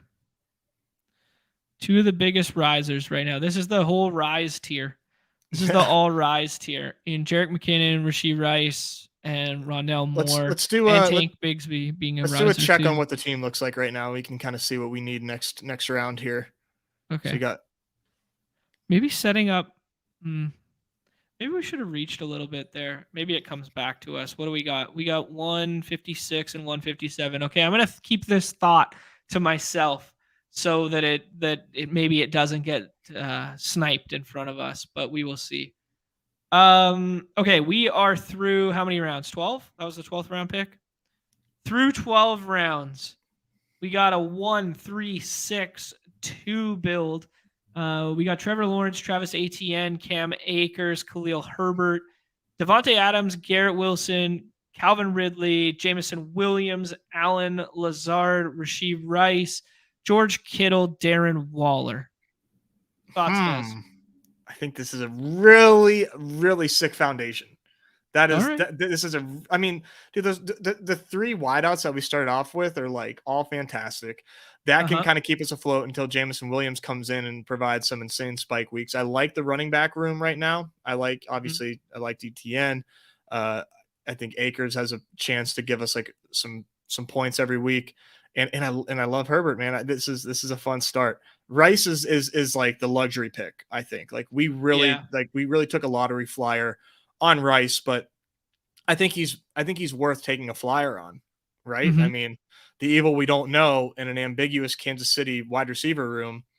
Just hope Hopkins doesn't land there. I Yep. mean, feels not insane that he can outplay Sky Moore and find his Yeah. way to the field. I don't know. I don't take a If lot of we Rasheed, I will say, but Yeah, likewise. Although we've done it 2 streams in a row now.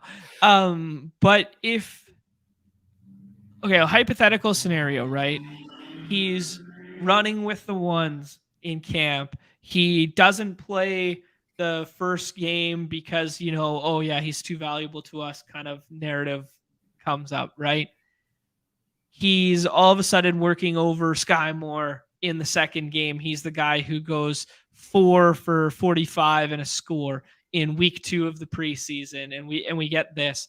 How far does a guy like Rice move to like we're not buying the ceiling right now? Is kind of the thought. Because the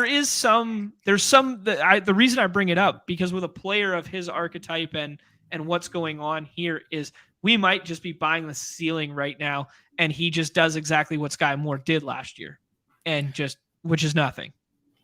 I think in my opinion, I don't think that you can really call a 12th round pick like buying the ceiling, because Rashee Okay. Rice's ceiling, man, to be honest, like is probably pretty damn high.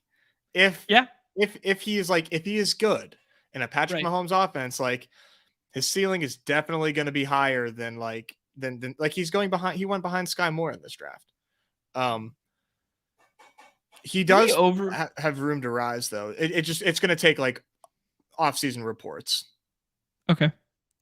I am going to do something here. I'm going to bring up Pro Football Reference for a second here, because I'm thinking like Mahomes, maybe the best quarterback to ever live.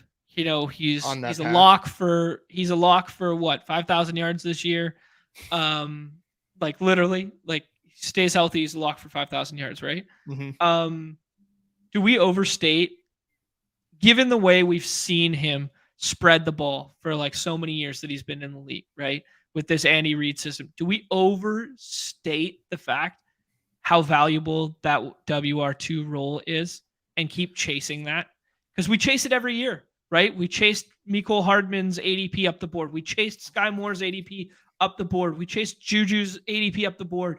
MVS last year. We do it every single year. We do it in the daily contest. We do it in this.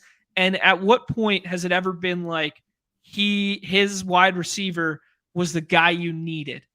It's always just been Travis Kelce. Yeah, Is it a fool's errand to chase this narrative year after year? I think so. But at 12th pick, I think it's okay. Okay. And then you have Juju last year. Juju was super high. I thought Juju was going to smash. Um, my plan came back to us where we lean into a little week 17 correlation Oh, like that. come on, dude. Why? Who said drafting on stream is hard? It felt good, right? Like it feels good to Fuck have a yeah, it feels non-bye good. week quarterback, a safe dude in Matt Stafford come back to us like that. And then we get the correlation between Staff, Akers, Van, and then you run it back with Darren Waller in week 17. God damn. That's That one that's felt that's when a plan comes together here. You didn't think we were gonna land this plane? Come on. you don't know us. I love that. I take a lot of Stafford and Van Jefferson, and it's correlated with Cam Akers. Let's go, son. This is shaping up to be a really nice team. Yeah. Yeah, I think Charles bringing up a good point here. It's Mhm. like when we were chasing that WR2, Hill was on the most of those teams, right? Yeah. No, yeah, I So think probably thinking about it from last year, I mean, a sample size of one draft season is a good way to think about it. Like Juju was who we took, and was he a good pick last year? I think no. yeah, I don't know. Let's see. I'm gonna look it up just to see. Yeah, Actually, I don't have closing ADP from last year right now, but let me.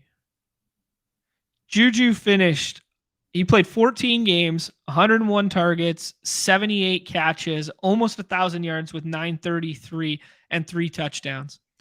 Are we talking about Juju Smith-Schuster very, very differently? And we're talking about that rule very, very differently if he scores 8 touchdowns instead of 3? yeah. Probably.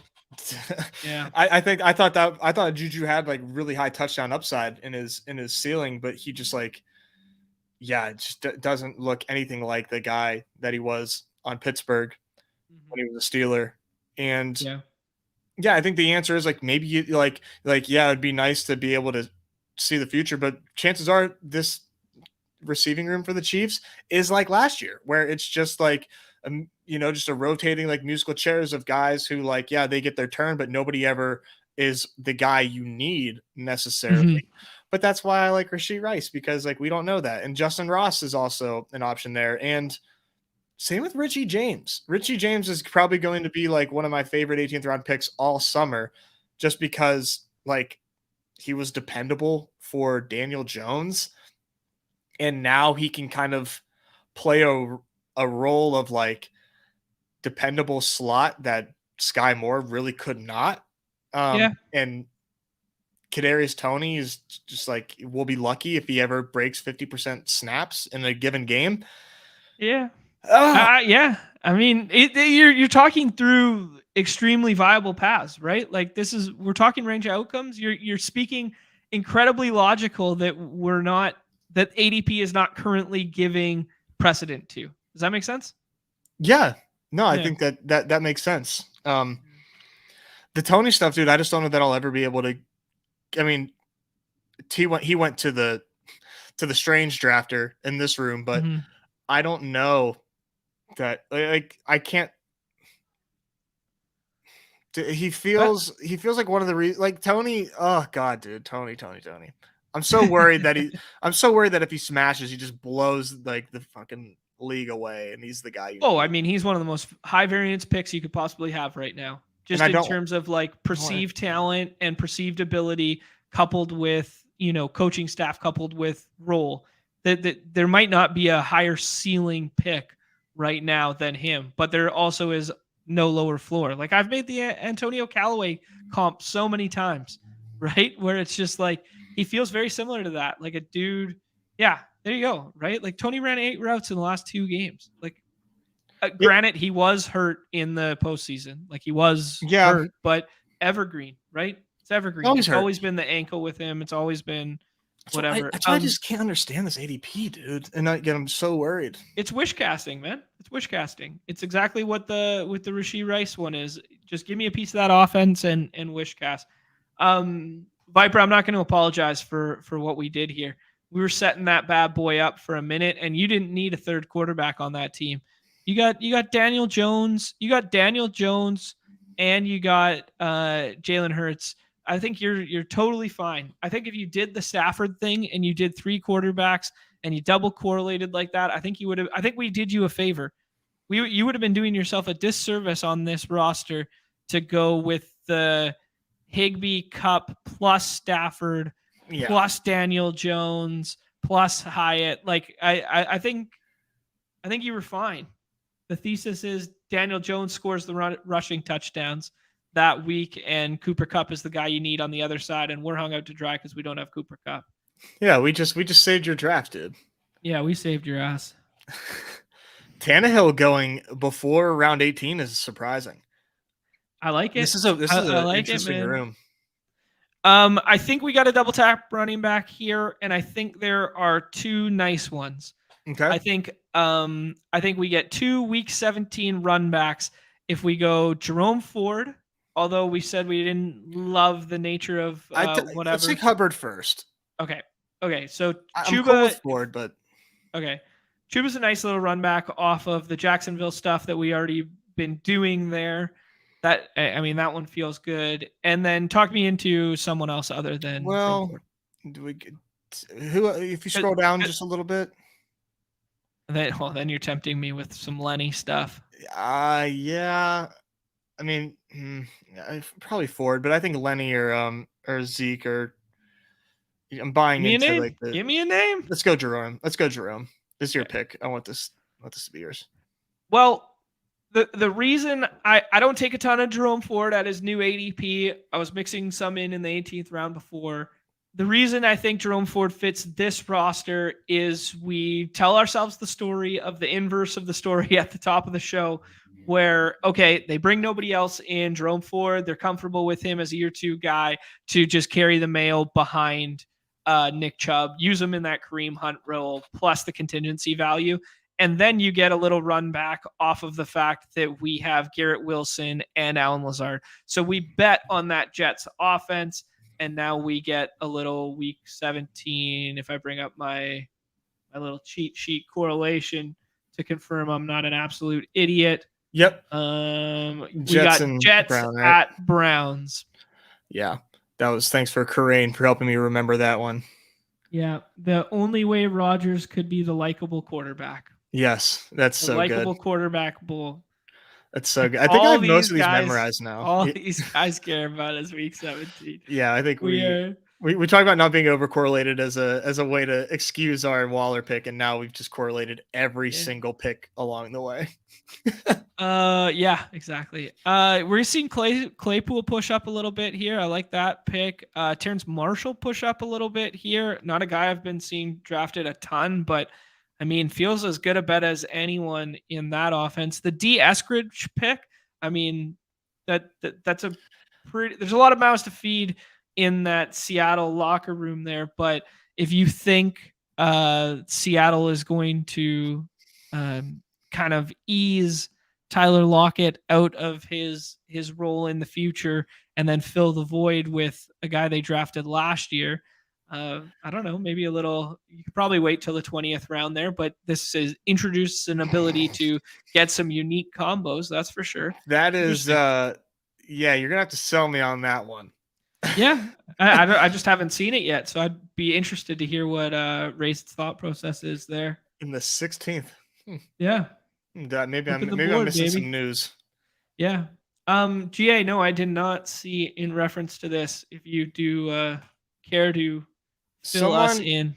Yeah, so somebody was in Pete's this guy, Big Dog Nick, Ercolano. Per my illustrious sources, the Vikings are still trying to trade Cook, but he's agreed to roughly an $11 million deal with the Jets, just waiting to get let go by the Vikings before dipping the feather in the ink. In quotations, it's about as done of a deal as anything. Man. If you want to talk about a place that like just fucks everyone, that's probably the shittiest place he could go. I didn't think it was even a possibility. That's as shitty as him going to San Francisco. That's as shitty as him going to Seattle. That's as, man, that really just muddies the water and sours the hell out of that Breece Hall good news that we thought he'd be ready to go. I just don't understand why you do that if you're the Jets. I don't either. And I don't know. Maybe they just don't believe in Michael Carter at all. I mean, you saw Zonovan Knight play some good ball last year. Zonovan Knight played some good ball when both those guys were out. A couple of those two game slates where they had a couple island games. Like he actually played some decent ball last year. He kind of like usurped Michael Carter as like the running back too. Like it was like he was like, okay, like we were drafting Zonovan Knight. Like that to me is interesting. Ray's it bringing up an interesting one in the chat here. That there were rumors they wanted Gibbs on draft night. I actually had never heard that before. So thank you for that. And Breece's injury is worse than we think. Ooh, yeah. Oh man, I really hope that he is just trolling. I really hope he's trolling. That was so. Who posted that? Did Pete post that? In the Best Ball Breakfast Discord, yeah. Pete posted it though. Mm-hmm. Wow. Huh. Yeah, I mean, I didn't see all of the show this morning, so I don't know. I can't imagine he would be trolling with a quote like that. That's not his vibe.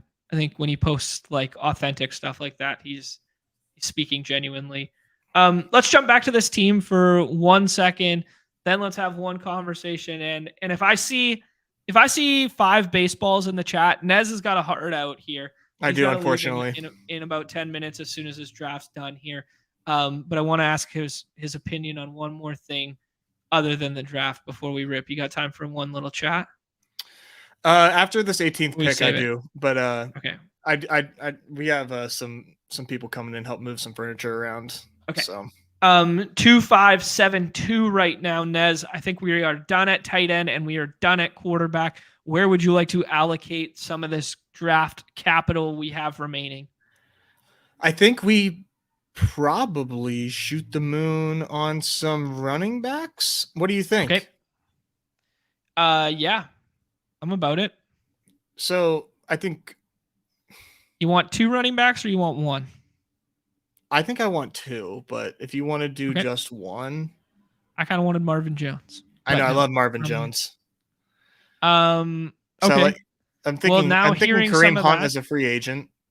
Okay, I like it. I like that a lot. Yeah. And even if he gets brought back to Cleveland, just making on the bet on Ford plus Hunt. Sure. And then you get double bring back too.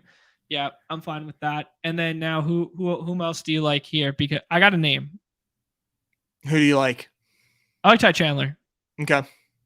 Especially if there's any merit to the conversation which we just had about the Dalvin Cook being a done deal kind of deal. Yeah, let's do Ty Chandler. I will say another 18th that I am sprinkling in is Chris Rodriguez of the Washington Commanders. Okay.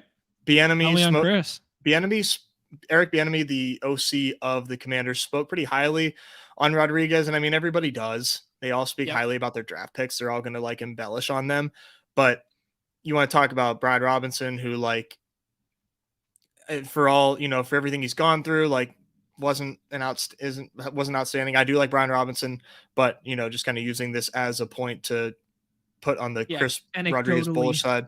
Yeah, and them never liking Antonio Gibson really just kind of opens up the door for Chris Rodriguez. I kind of liken it to Alvin Kamara's situation with the Saints when he was like that third guy in, wasn't really getting a lot of buzz, and then like kind of the noise kept like creeping up. The thing is I don't think Rodriguez is like a pass catcher, but he was like really good for Kentucky when he was there.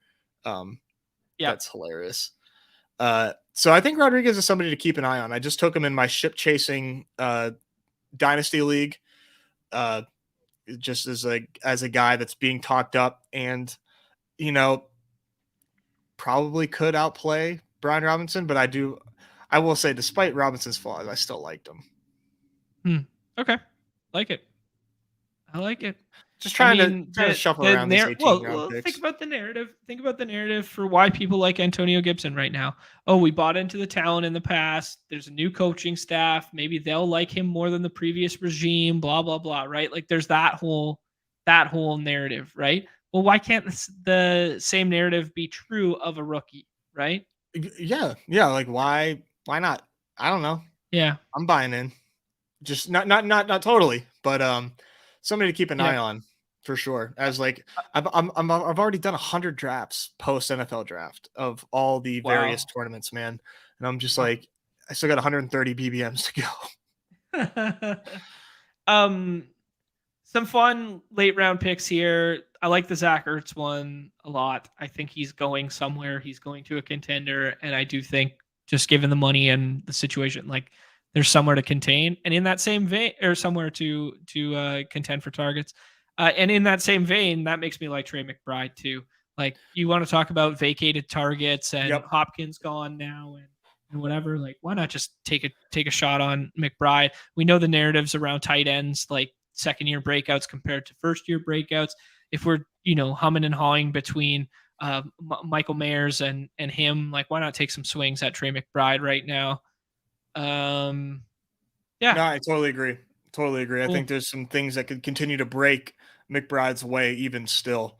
Um, Mhm. The kind of a modified 0 RB with an anchor RB here with a bunch of correlation, a 2772, kind of the preferred 0 RB bro build, but this is not quite 0 RB with the ATN pick, but kind of fun.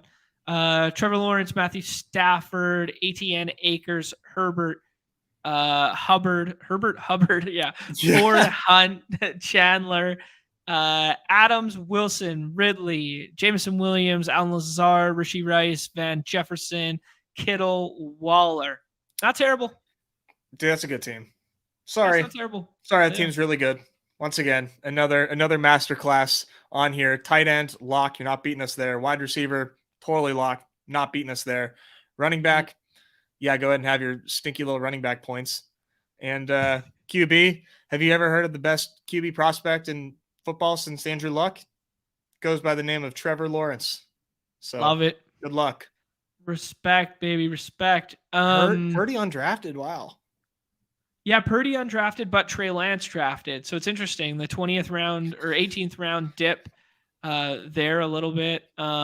This is interesting narrative too. The Charles goes with the double tap of both Bills tight ends. I like Kind of that. fun. I really Yeah, like kind that. of fun. I mean, I think he did a 3 tight end build with it. I think I prefer it when he doesn't. It was only Fryermuth. It's all good. In the 10th round, maybe I would forego that knowing that I was going to do it. And then my last round pick would be the tight end. And I would spend my 10th round pick on a different position there instead. Yeah. That might be the food for thought. But you want to talk about a unique build. How about, getting sniped on Hurts, going double tapping the Eagles, and then going with Allen in that build? That's unique for sure. Definitely. Yeah, that'll be very unique. You're not going to see that a lot. That's hard to pair those two and get Josh Allen unless you do something like reach on AJ Brown. Hi, Nick. What up, Nick? Yeah. All No, right, yeah, I dude. definitely agree with you there. I Yeah, gotta bounce. we'll have the conversation another day. Tomorrow, baseball with Nez, Neumy back from vacation, and Brendan Tuma going to be joining us Yes, from sir. Underdog Network. So we will be talking a little 7th inning stretch there tomorrow. I think I said 5 baseballs in the chat, and I would do baseball by myself. I see 1, I see 2, I see 3, I see 4. You guys are pathetic. If I get one more baseball before I hit the wrap it up box, Come on, I guys. will do the daily contest by myself. If not, I believe you guys don't love me, and there's no need for me Oh, I think to carry on in this life. is that number 5 that I just saw? I don't see one. Oh, Oh, damn. oh man. Good luck. All right. Later, Nez. All right, let's go Bucks. Go Bucks. Go Bucks is the cheat code today, allegedly. I'll do baseball real quick here. Do a little rapid fire of the slate. 5-gamer, my favorite style slate. I will just say right now that the Contreras bros today, both Willem versus a lefty and Wilson versus a lefty as well. I think both Contreras brothers homer today, and one of them is not getting drafted. Give it a quick refresh and see if we've got any lineups or not. Rangers on an absolute tear right now. Some pretty high implied team totals for only a 5-game slate here. We have the Reds at 5. We have the Rangers at 5. And then both teams in this Blue Jays Astros game at 5. If you want to bet on the Alek Manoah bounce back at a reduced, and sorry, the Pirates as well. If you want to bet on the Alek Manoah bounce back against a team like the Astros, you are going to be contrarian in doing so. I don't love it. I am a fan of getting to Astros bats today, as alluded to by the cover boy in Kyle Tucker there. Not sure if Jose Altuve plays today. Q tag lifted with an oblique injury from yesterday's contest, or no, sorry, from Saturday's contest, sat yesterday. no off day. If he plays, he leads off. If he doesn't, you're going to get a swap, I guess. That's kind of the nice thing to say. If I'm building Astros onslaughts right now, I'm not including him. Although, if you want to include him and then change your swap rankings to Jose Abreu as first, I can't fault you. Probably be good. Nez telling me earlier that he was going to take a very strong exploitative stance today because he thinks Pirates bats, right-handed bats against JP Sears are mispriced with decent hitting weather conditions there back in PNC. Not a great place to hit, but better than some of the other ballparks on the slate outside of the Reds environment. I am currently getting to the ugly Brewers side right now and taking some of these right-handed hitters at the top of the order. I have it very similar here. They basically have no outfielders right now in this player pool. I mean, like Joey Weimer is outfield eligible. Blake Perkins, who hit a grand slam yesterday, switch hitter, going to be hitting at the bottom of the order there. The only outfield eligible players is kind of like Christian Yelich, and those two. Um, I've been doing a little mix and match of their infield guys late, like doing like Contreras plus Anderson. Yeah. Anyways, fun little slate. A lot of mystery. Bad pitching slate where I think everyone's overvaluing Blake Snell right now. We know what Blake Snell can be. He can be 6 innings of shutout baseball with 10 Ks if he doesn't walk anybody, or he can come out, walk 6 hitters, and he's gone in the first 3 innings and he gets absolutely rocked to the tune of 6 runs. I'm going back to the Patrick Wisdom thesis. As always, 3 true outcomes guy who strikes out a ton versus a lefty, though. He turns into Mike Trout in terms of isolated power and in terms of slug. So I am going back to the Patrick Wisdom thesis. Didn't pan out yesterday because Ryan Weathers got absolutely shelled for 6 runs in the first inning and a third, but it did not come off the bat of Wisdom. He only had 1 base hit, and then he didn't get to face another lefty the rest of the day. So unfortunate that it didn't come to fruition yesterday, but I'm going back to the well today with Patrick Wisdom. I'm going to go ahead, look at some ADP, hop in a Moonshot Monday if anybody wants to jump in.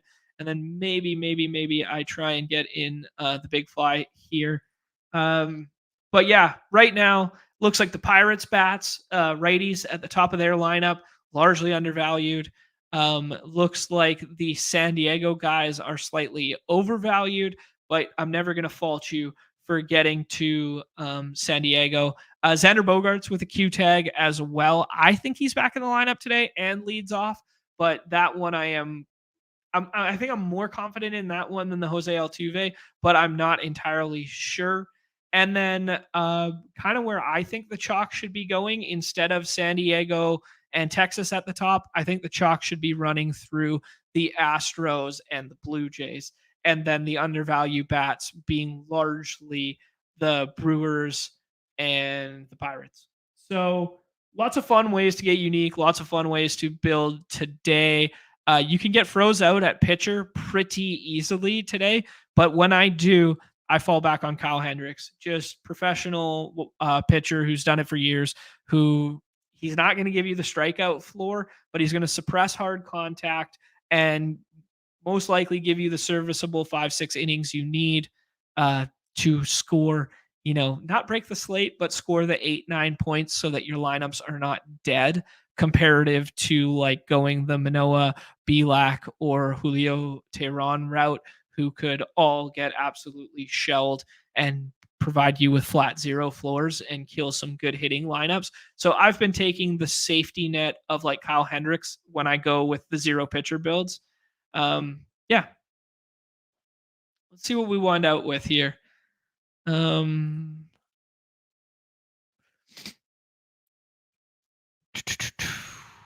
a couple of the Reds lineups so far. Interesting to see Freezer going Snell above the field here.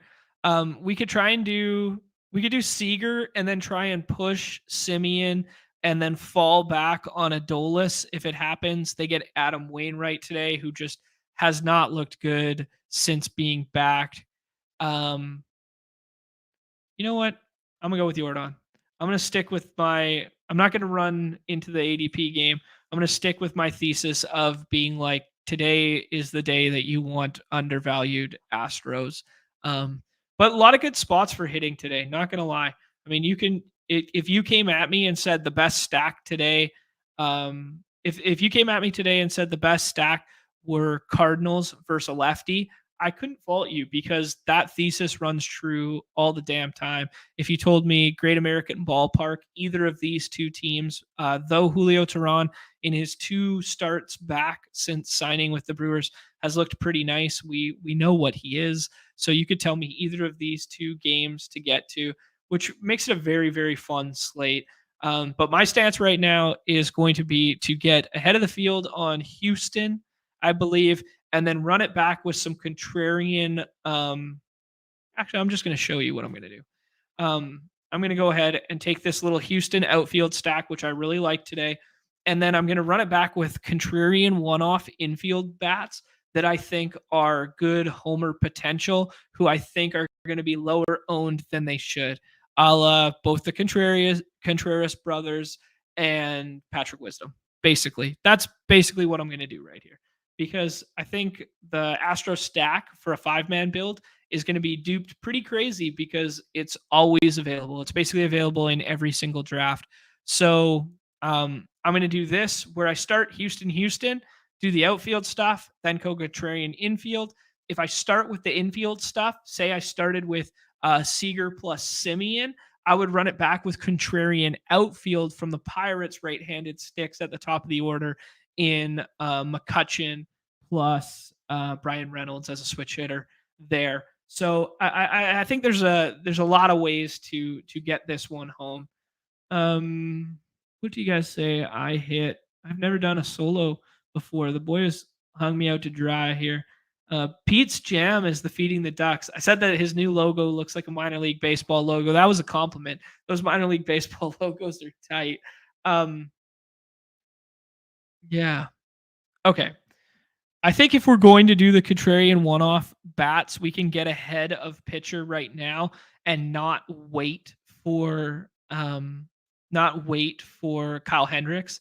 And we just go ahead and do this here. Just be like Oakland's awful, and Johan's a young good pitcher who's been pitching well recently. Do something like that. We could have caught the ADP value of Adolis and then kind of ran it back with Nathaniel Lowe and Josh Young, something like that, and kind of made it a 2-man build with the Texas stuff. But I think one of the paths to excellence today, when everybody's building out 5-mans on 5-game slates with not a ton of contrarian 5-mans available, will be like, hey, just pick the best hitters who are the home run hitters in isolated games, coupled with the correct 2 or 3-man stack. Obviously, a very tough needle to thread, but kind of where I'm going at it today, right and or wrong. Let's see here. He does the Feeding the Ducks. A little night driving.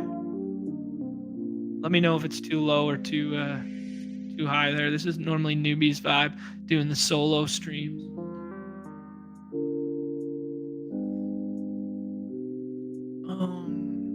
Interesting decision if we get Yelich to fall too. Having a great year. Lefty to start the game. Probably won't finish that way, especially when you get into that Reds bullpen. But I think I'm going to stick with the thesis here and tell you guys that the Contreras brothers, the Diaz brothers, that's where we're going.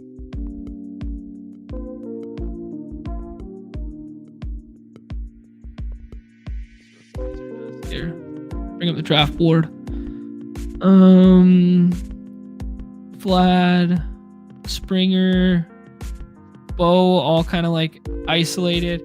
I think if I could pick another one of the suppressed stacks to run off the front of the board from the 6 hole or the 5 hole where I can't get Jordan first, I think I would go with that. Go Vlad. Then I'd hit Springer because outfield does feel thin today. I'm not going to lie. As I was alluding to with the Brewers. So if you look at the Brewers, basically 3 outfield options. Weimer and Perkins are going to be hitting near the bottom of the order. So basically most of the Brewers stacks are going to contain Yelich. So a nice way to get different, building out Brewers stacks without Yelich in them. But then Reds too. Reds is basically Jake Fraley going every single draft, going to be hitting at the top of the order. Stuart Fairchild, like, just heads up, he gets pinch hit for a lot when they want to go platoon side. Maybe less likely for that to happen given the fact that TJ Friedel is out. That's usually who he gets platoon for. So maybe there's a little more safety in Fairchild today. But just building out Reds, not a lot of outfield there. So if you go Brewers, not a lot of outfield. Reds, not a lot of outfield. And they're two of like the more feasible, the more... I'm gonna stick to my thesis here. Taking Wilson, Willem, and taking Patrick Wisdom. I'm not deviating from this. I am taking, if I'm making contrarian home run bets today, those are the 3.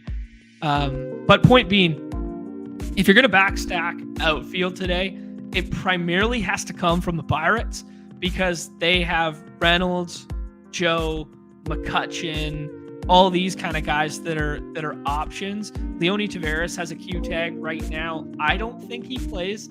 And Robbie Grossman's going to hit at the bottom of the Rangers lineup. So it presents like these very interesting debates where these same builds are going to be made over and over again because the outfield options are so thin today. So that's kind of another reason why I'm aping into the Houston stuff early and then trying to call my shots after the fact. Because like Brendan Belt's getting drafted in every draft. Granted, he's a little hot right now and probably going to be hitting 4th today. I mean, just flip the narrative and take Dalton Varsho. Like, just stop taking Brandon Belt in 100% of drafts. And if you go the other way, take Varsho. I mean, he still gets the lefty advantage. He's going to hit like 2 or 3 spots lower in the lineup, but you're instantly contrarian. And if you told me 1-to-1 on Belt versus Varsho to homer today, like, come on, that's flip a coin, right? And Patrick Wisdom comes back to us. So if you want me to pinpoint some contrarian home run calls, some contrarian spots to attack today, as I said, the Contreras brothers, Wisdom. I like Varsho as well. I like Tyler Stevenson. I think that's a good pick there. Most likely, I'm going to see what Freezer did here. He did it with the Matt McLean lumped in there. McLean's going to be hitting 2nd. Kevin Newman's probably going to be leading off. Tyler Stevenson in the 5-hole. Doesn't directly correlate with it, but it skips the chalk of India plus Steer. I don't know. Just thinking through paths here, right? I like that team we just built. I like that team a lot. I'm going to go ahead and fire another one here, but I'm going to look at the rankings real quick first. I'm going to go to the pitcher position for the slate here, and I'm just going to rank these pitchers today. I do think I like Snell the best just because of the variance in which he offers. Though nobody's getting to Chicago bats, and getting to Chicago bats versus a highly volatile starting pitcher seems like a very good buy today, especially when you're getting such a discount. There's a lot of power at the top of that lineup. Swanson not been going good as of late, but like Swanson plus Horner plus Wisdom kind of hitting at the top of that lineup. If you want to buy back into the Christopher Morel, I think Morel is like 0 for his last 20 or whatever. But he was hot as smoke before that. What is he? Oh, he ended up getting on base. Oh, they were walks yesterday. Yeah, he is not going good right now. But if you want to buy back into a Christopher Morel bounce back against the lefty, yeah, I can't fault you because of the volatility of Snell. That being said, I do think he is probably my favorite pitcher play on the slate. I will take a look at Stochastic right now, give you guys a peek behind the paywall right quick. To see who their favorite is. But I am taking shots. Admittedly, I am bypassing this tier. I think this is my biggest pitching stance today. I know Alek Manoah can come back around at some point, right? He cannot find it right now. He cannot command it. The pitch clock is an issue for him. He cannot find the freaking zone to save his life. I am betting that today is not the day that he comes back around. Brendan Bielak actually had a pretty decent time out last time out against the Twins when everybody was trying to target against him. He has been pretty decent to start, so I'm not completely writing him off, but I do much prefer the Toronto side of that game. So I do agree with the field in terms of like first two pitchers off the board, maybe even first three in something like this. But then I'm kind of bypassing this tier of St. Louis versus lefties. I like Houston more, and Toronto, I just like Toronto better. They're getting hot right now, turning it around. I'm bypassing this tier, and I'm kind of going straight to here, getting a little double bubble leverage with the Julio stuff, even though he's my least favorite of this group. And I do think I'm going to be over the field on Kyle Hendricks as of right now. I said I would give you a peek behind the paywall. Peek behind the paywall is Snell, Johan, and then actually Andrew Abbott comes out next, who I think is a good Canadian boy. I don't actually know. But just interesting that he, I believe, is not even in our player pool. Yeah, he's not in our player pool, so not even an option, but just giving you a little peek as to where Stochastic is coming out, that they actually kind of like Cincinnati pitching more than Milwaukee sticks today. And Julio Teheran is their least favorite of the bunch. They have Wainwright and Sears separated by like a fraction of a point, but between Wainwright, Sears, Bielak, and Manoah, we are talking less than 1.2 fantasy points. So if I am not trying to get above the field on Blake Snell, I think it is just a great day to just mix and match and just hope you're not correlated against yourself. That is basically the thesis. Okay, sorry. I have never done the music stuff before, so I just kind of ran with what we had it preset up. Turning down to 35 there. It's real low in my ears, so I don't know how it comes across. Maybe I just need to speak up like a fucking man here. But I'm going to jump in one more of these and then call our show. I will be ripping more of these as the day goes on. I do really like this slate in terms of where everybody else is going and where I kind of want to be going. And those are the days in which I tend to ape into baseball. Yeah, I mean, Hendricks is interesting, right? Like, we know what he is. He's not going to set the world on fire. He's not going to come out here and strike out 10. This is a very good lineup in San Diego. But if we get something a little weird, carryover series from the weekend, you get an off day Monday for one of their hitters. If Xander Bogaerts' Q tag is weird and he doesn't actually go, then you get Trent Grisham leading off again. You get Dixon hitting in the middle of the lineup. You get Carpenter hitting in the middle of the lineup. I don't know. There's paths in which, Kyle Hendricks is the guy you need opposed to the San Diego side of that. That being said, you got to deal with Soto and Tatis, two of the best hitters on planet Earth. It's not a fun spot to go, but I do think if I'm going the punt angle, I prefer to go that way. We got a Rays lineup, does not play on this slate. Just interesting to see Cronenworth is hitting 5th according to them. Some of the lefties in the middle there. They got Grisham back at the bottom and Bogaerts leading off, even though he has the Q tag, whereas they have Altuve currently listed out at the top of this order, and Marcio Dubon. Fun little fact that I was going to save for tomorrow's show, but we're talking baseball now. We see both the Texas guys go here. I think we're just going to go ahead and take Tatis and see if we can set up, after I said all these nice little things about Kyle Hendricks, I think let's just take Tatis and see if we can build a different build than if I had just taken Yordan again there. Flip a coin between those two being the best hitters on the slate today. But I'm not on Seager in the same fashion in which everyone else is on Seager. So there's that. Let's see here. Did one big fly so far. Did Astros Pirates with Bielak. I like that. Man, I I like that a lot. Why not? The beautiful thing about baseball is like there's multiple ways to play this slate, right? Like we can hedge ourselves and build out contrarian stacks from every single one of these teams. We can take an exploitative stance and just ape into like 80% Kyle Hendricks because it's there every single draft, or we can get way ahead of the field on Houston and the Pirates because we think they're mispriced and just ape in that regard. But yeah, that's unfortunate that Soto goes right under our nose there. Feels like a fun one. We are going to hang ourselves to dry out at pitcher, though, if I go Toronto, because we take away Belak and we take away Kyle Hendricks by having Tatis on our roster. Let's try it. Let's try and thread this sick needle. This is going to be thin here, because now we take away our ability to take Belak, leaves us with Manoah as like kind of like the viable option. Let's see if we can land this plane by putting ourselves in a bind.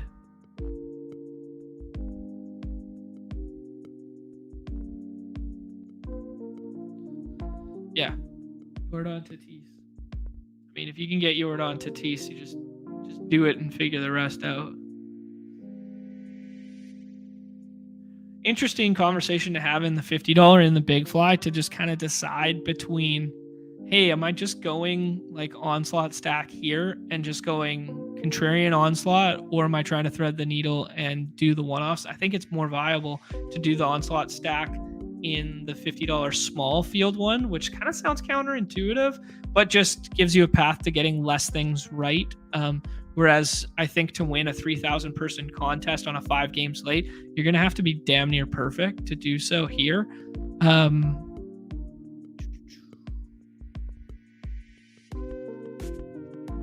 thinking of a player. And he shouldn't take him because he's got 2 infielders already. Okay. Takes the steer one there. We're going to stack up Bo here and then potentially get different by taking Varsho and just kind of making a bet on Varsho hitting 5th or 6th. I think Belt will hit 4th.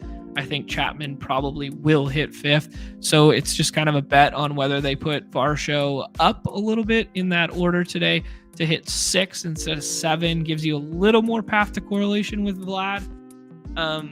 But just a stick with some power, a guy who can run the bases. He's not going as well as he had been going in the early parts of the year there, but I do think Varsho is a little underpriced compared to how everybody else is viewing Toronto. Might give us a path here. For what it's worth, Stochastic has Varsho as their 4th projected Blue Jay. They have him ahead of Belt, but if we take a look at ADP, I mean, he's got an ADP of 33 comparative to Belts, who is 20-something. Yeah, 27. And he's gone in almost every draft that I have seen so far. Was hoping that, I was trying not to say JP Sears' name, was hoping that he would make it back to us there. He was kind of if you could land the plane, you would land it via him. I think we take Perez. He's 6-1 this season, and his ERA is pretty decent. So maybe we can just buy into pre-All-Star break Martin Perez, who was an All-Star last year and had an ERA under 2 pre-All-Star break last year. I just kind of like it for this build. I think in a vacuum, I don't like him as much as taking Hendricks, but in this build, I don't want Manoah. And I don't want Wainwright. So who are we left with? We would be having the Julio Teheran discussion. We can't take Belak because he's negatively correlated. So it was kind of Perez or bust right there for me. So after Sears doesn't come back to us, hey, find me someone more that loves Matt Chapman more than Feed the Freezer. I mean, even when Matt Chapman wasn't going great, he is leaning into Matt Chapman every single day, it seems like.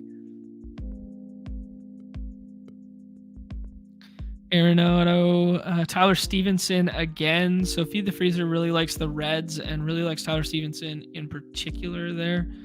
I like it. I like that. Can't get mad at that. We are going to need another outfield option on this team. We could do something funky with like Matt Carpenter or something, but I think I'm going to stick to my original thesis and take Varsho here. And then we can have the debate whether we want to do a San Diego mini stack with Manny Machado. And then you just hope that the build itself is slightly contrarian enough and or the Varsho piece is contrarian enough to separate this build to win. If I had to guess right now and like put like a dupage percentage at it, I think there's a decent chance that a build like this would be duped. Maybe if you had Brandon Belt in it, it would be like slightly more chalky. I think going Tatis is the one piece you need from this game, and now trying to pinpoint a one-off stick is a better path to first than just stacking Manny Machado right now. Because I think everyone and their dog with this build right now is just going to be like, yeah, Manny Machado, that makes sense. And then I think Willem Contreras would be like one of my favorite home run picks, as I've alluded to right here. But I do think just aping into another player whose ownership is going to be high when I can just go ahead and, oh, that's negative leverage. Shit. Wisdom. Boom. Saved it. All right. Just taking a one-off potential who has like 2 home run upside. Wisdom versus lefty, man. It's evergreen. It is evergreen. And granted, the lefty he's facing today is considerably better than the one he faced yesterday. But let's hope he sees him 3 times instead of seeing him just once. Fun pick. Fun build there. Toronto 3-man, 2 isolated one-offs, one being one of the best players in baseball and one of being the best right-handed hitter versus a lefty in baseball. Not sure I love it with Martin Perez. It would have been amazing if JP Sears came back instead. But if I'm going to go ahead and just look at the stochastic stuff, they actually like Perez more than Sears. So maybe I did get a nice little piece there. All right, done with baseball. We will be back tomorrow on the Underdog Baseball channel to do a whole bunch of baseball stuff. Brendan Tuma is going to join us. I think we're going to do like kind of like a thesis on why drafting these 7th inning stretches early is a good play comparative to what we think the market is doing is just waiting. Not sure that's the optimal way to approach these. I think we should be hunting a little closing line value, just like BBM in those 7th inning streets. So going to go ahead and talk through some of that stuff. Happy and excited to pick his brain tomorrow. Neumy will be back with us. Nez will be there. Do me a favor. Thanks for hanging out. Thanks for hanging out for, almost 2.5 hours here doing BBM. I know there's tons of content out there on the internet and tons of things to talk about. I didn't even give Nez his flowers for winning the baseball tournament over the weekend. He took down the cycle, or he took down maybe it was the evening only slate he took down there with a one-off Lamont Wade Jr. So shout out to him if he happens to find this in the future. Maybe I'll say something nice about him tomorrow. Appreciate you all hanging out. Promo code MLB at sign up if you're not playing on Underdog Fantasy. Too easy there. And do me a favor, hit that like, that subscribe, that notification bell on the way out the door. Man, we're only 70 subs away. We're like 70 subs away from getting that Neumy tilt emoji. It's going to be beautiful. Appreciate you all being here. We will be back tomorrow on behalf of the BadgeBros. Everybody's favorite time of the show. Yeah. Peace.